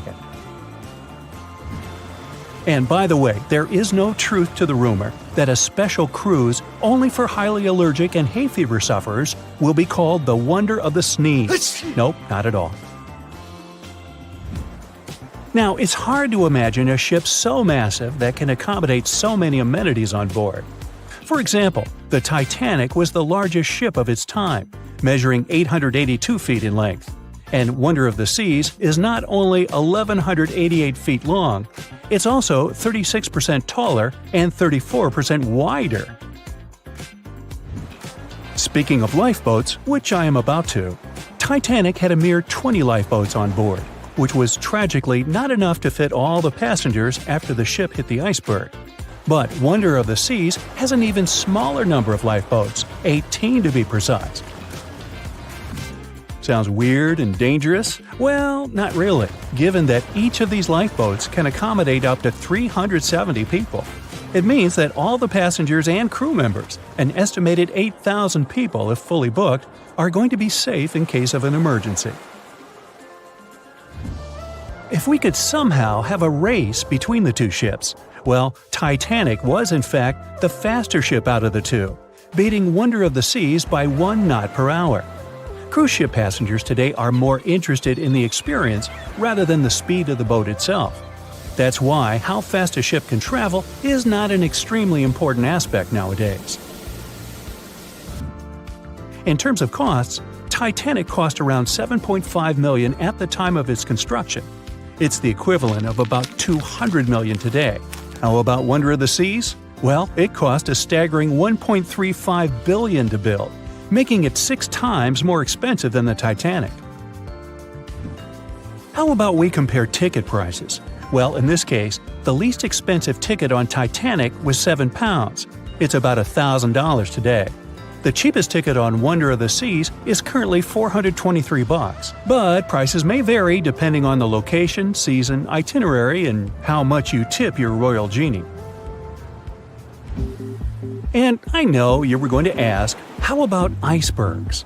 Well, Titanic steamed in the frigid North Atlantic, where you had to be on the lookout for those. Wonder of the Seas will be cruising the balmy Caribbean, where the worst thing you can hit on is 17 and blackjack. Oops, busted. Anyway, set side by side with its other sisters from the Royal Caribbean Fleet, Wonder of the Seas is equally as impressive. The company's earliest ships could host about 2,500 people. This included passengers and the staff. Such ships were Splendor of the Seas, Legend of the Seas, and the smallest of them all, Thumbelina of the Seas. No, wait, that should be Empress of the Seas. Oops, my bad. The largest ships in the company's fleet can now house about 9,000 people altogether. That's almost 3 times the size and capacity of the earlier liners. Wonder of the Seas is one of them, as well as Harmony of the Seas and Symphony of the Seas. Are you seeing a pattern here? Yup, if you ever encounter a ship with Of the Seas in its name, it's safe to assume it belongs to Royal Caribbean. But if it's a can of tuna, it might actually be Chicken of the Sea. Hey, I like tuna. Now, choosing between cruise ships based on their size is like wondering if you should visit your local museum or the Louvre in Paris. It all depends on your preferences. Some families prefer small settings. Others are fan of large spaces that can provide everything they need. Historically, it's equally as exciting how far we've come in terms of maritime transportation. The SS Royal William, for example, was the first boat to ever make a transatlantic voyage almost entirely steam-powered in 1833. And it was a mere 160 feet long and could house roughly 155 passengers. And if the seas were calm, then they were housed less roughly. Similarly, the first modern megaship in the world was the MS Sovereign of the Seas. Launched in 1987, it was only 888 feet long and could carry a little under 3,000 passengers. Size and capacity are not the single improvements added to newer cruise ships out there. Recent technological developments in artificial intelligence and facial recognition have allowed cruise operators to ensure faster, smoother boarding for passengers. If, in the past, it took from 60 to 90 minutes for all passengers to board a ship. Nowadays, cruise ship operators manage to get people comfortably settled in less than 15 minutes. Now, I'm sure you're already eager to book a ticket, but let's look into some of the more interesting activities you can try on board Wonder of the Seas. This way, you'll know what you're getting yourself into. All Royal Caribbean ships have loads of artworks available for their guests to enjoy. But Wonder of the Seas goes above and beyond, even featuring statues of astronauts in key locations around the ship. You'll find the first astronaut looking through the glass at the promenade, while a second one is busy rock climbing at the boardwalk. The third and last astronaut is more of a movie fan. This statue can be found near the movie screen sitting area. Going astronaut sightseeing is proving to be quite the experience among guests. In the areas with no access to sunlight, Wonder of the Seas features virtual balconies. In case of bad weather, guests can still have a feeling of the outdoors, but without having to hide from wind or rain. Teenagers have a place of their own reserved on the ship. There's a special club with a private hot tub, selfie area, games, and comfortable seating. The inside part of this club features a vending machine, an interesting collection of literature, and tables for foosball. Well, sign me up. We know Titanic from so many stories, even a movie, but now we have its first full-sized digital scan. And nope, it's not like those models from before, where we mostly imagined what the ship was supposed to be like. This time we got a real digital scan. A team of experts really mapped the deep-sea floor around the Titanic together with the ship itself. We basically got a 3D view of the entire wreck, which is like going deep down beneath the ocean's surface and seeing Titanic as if all the water has been drained away. So, the story of the wreck started in 1985, 73 years after the Titanic went down. The explorer named Robert Ballard stumbled upon it somewhere between two submarines that also went down in that area. He was actually on a different task back then, so he didn't even have time to explore the ship properly. But as he was searching for the submarines, he realized how ocean currents affect sinking debris. He noticed the heaviest object sank quickly and left a trail of debris behind, the trail that followed the currents. Using this knowledge, Ballard made a hypothesis the Titanic had broken in two and left a debris trail as it sank. Before he found the wreck, everyone thought the ship just went down in one piece after hitting an iceberg. So everyone knew where the ship was so the adventure could start, or not. It was hard to explore it. The ship is enormous, and the dark depths of the ocean make it really difficult to capture its whole body in one go. So we mostly relied on glimpses of the decaying ship, and had to settle with teasing scattered parts of the whole picture and filling it up with speculations and stories. But in the summer of 2022, we finally got something different. A team of experts from Magellan Loaded, a company specializing in mapping the deep sea, teamed up with Atlantic Productions, who were making a documentary about the project. They embarked on a mission to capture the complete view of the Titanic. They used submersibles. Those are vehicles that go underwater, remotely controlled by a team of skilled explorers. These submersibles dove deep into the ocean. It wasn't an easy job. They spent over 200 hours collecting information about the entire length and breadth of the wreck. It was like a real-life treasure hunt. But instead of finding gold and jewels, they took something even more precious. Over 700,000 images of the Titanic from every angle possible. Yup, they took photos of every tiny part of the ship, even the not-so-interesting bits most of us would usually skip. Even mapping the muddy parts was an important part, because it helped fill in the gaps between the more exciting things they discovered. And this was a way for all of us to finally get a detailed 3D reconstruction. Even though it's been more than 100 years, you can still recognize the bow of the Titanic, covered in rust that hangs down like stalactites. On top of the bow is the boat deck, where a big hole gives us a glimpse into the empty space where the grand staircase once stood, like a window into the ship's glamorous past. Its stern is now a wild mess of twisted metal. As the Titanic went down, this part collapsed and spiraled into the seabed. The bow and the stern ended up separated by about 2,600 feet. There's a vast field of debris surrounding this giant, stuck on the seafloor. This debris is like a scattered treasure trove, full of intricate metalwork from the ship, statues, and even unopened champagne bottles. There are also personal belongings that went down together with the ship, like dozens of shoes resting across the seafloor. It was a tough task to do, go down and take all those pictures. It may not sound that hard at first, considering it was the vehicle that really immersed itself into such deep parts of the ocean, not the people. But studying the ocean is hard. We haven't explored, mapped, or even seen over 80% of it. The conditions are harsh, and the pressure becomes more intense the deeper you go. And their vehicle had to dive down to nearly 13,120 feet below the surface. That's like 12 Eiffel Towers stacked on top of each other. Plus, you have strong currents in that area, so it was probably like trying to navigate through a watery maze. And submersibles weren't supposed to touch anything. Even the slightest wrong step can damage the wreck that was already so fragile. It seems like the Titanic is frozen in time, so it will always be there waiting for us. But in reality, it's slowly disappearing. It's pretty obvious that the ocean water ruined it considering how long it has been down there. But it's not just that. The wreck itself has become a home for a specific type of bacteria Halomonas titanicae that even got named after the famous ship. These bacteria have a special ability.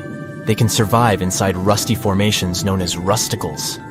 They kind of look like icicles, those spikes of ice that form when water falls from something and freezes. These bacteria have a taste for iron, which is abundant in the ship's hull. For them, it's like a real buffet down there. And as time goes by, these bacteria will keep eating away at the iron in the ship, bit by bit, until one day the feast comes to an end and the whole ship is gone. It's like a slow but steady recycling process. So this 3D model we got because of the hardworking team and technology comes at the best time because we never know how much time we have left with exploring the famous wreck. This time we might even understand the collision with the iceberg better. You know how movies always show the Titanic hitting the iceberg on its right side? Well, we can't even be certain about that. The scans could help us figure out if the ship actually grounded on the iceberg, like getting stuck on it. We can study the stern and analyze how the Titanic struck the seafloor. That will also help us understand what really happened during the sinking. Maybe we'll get a chance to discover if there was really a strong fire that sealed the fate of the Titanic. One theory says that the coal fire had been raging for a whole 3 weeks before the ship even took its first and last trip. And this could have made its hull weaker, which means most of the work was done. The iceberg just delivered the final blow, if there even was an iceberg, as some people wonder. There's an alternative theory they suggested where the Titanic may have actually hit a hidden mass of pack ice instead of a typical iceberg. Pack ice is made up of large sheets of ice that float near the ocean's surface and can be difficult to spot. They believe this pack ice might have drifted into the Atlantic from the Arctic Ocean. According to one professional mariner, Captain L.M. Collins, that stands up with that idea. If the Titanic had struck a regular iceberg, the ship would have sunk much more quickly than it did. And since the Titanic managed to stay on the surface for a relatively long period of time, less than 3 hours, maybe this was a different type of collision. The mariner also said there are differences in what people said they saw when the Titanic sank. He thinks these differences might be because of optical illusions. In this case, when people were looking at the ocean that night, the way the light was reflecting and the conditions at sea might have made things appear closer or distorted. So when they saw something in the water, it might not have been exactly what they thought it was. Whether it was an iceberg or something else. Binoculars might have helped the crew members to spot the potential danger, but unfortunately, they didn't have any. It appears they were locked inside a cabin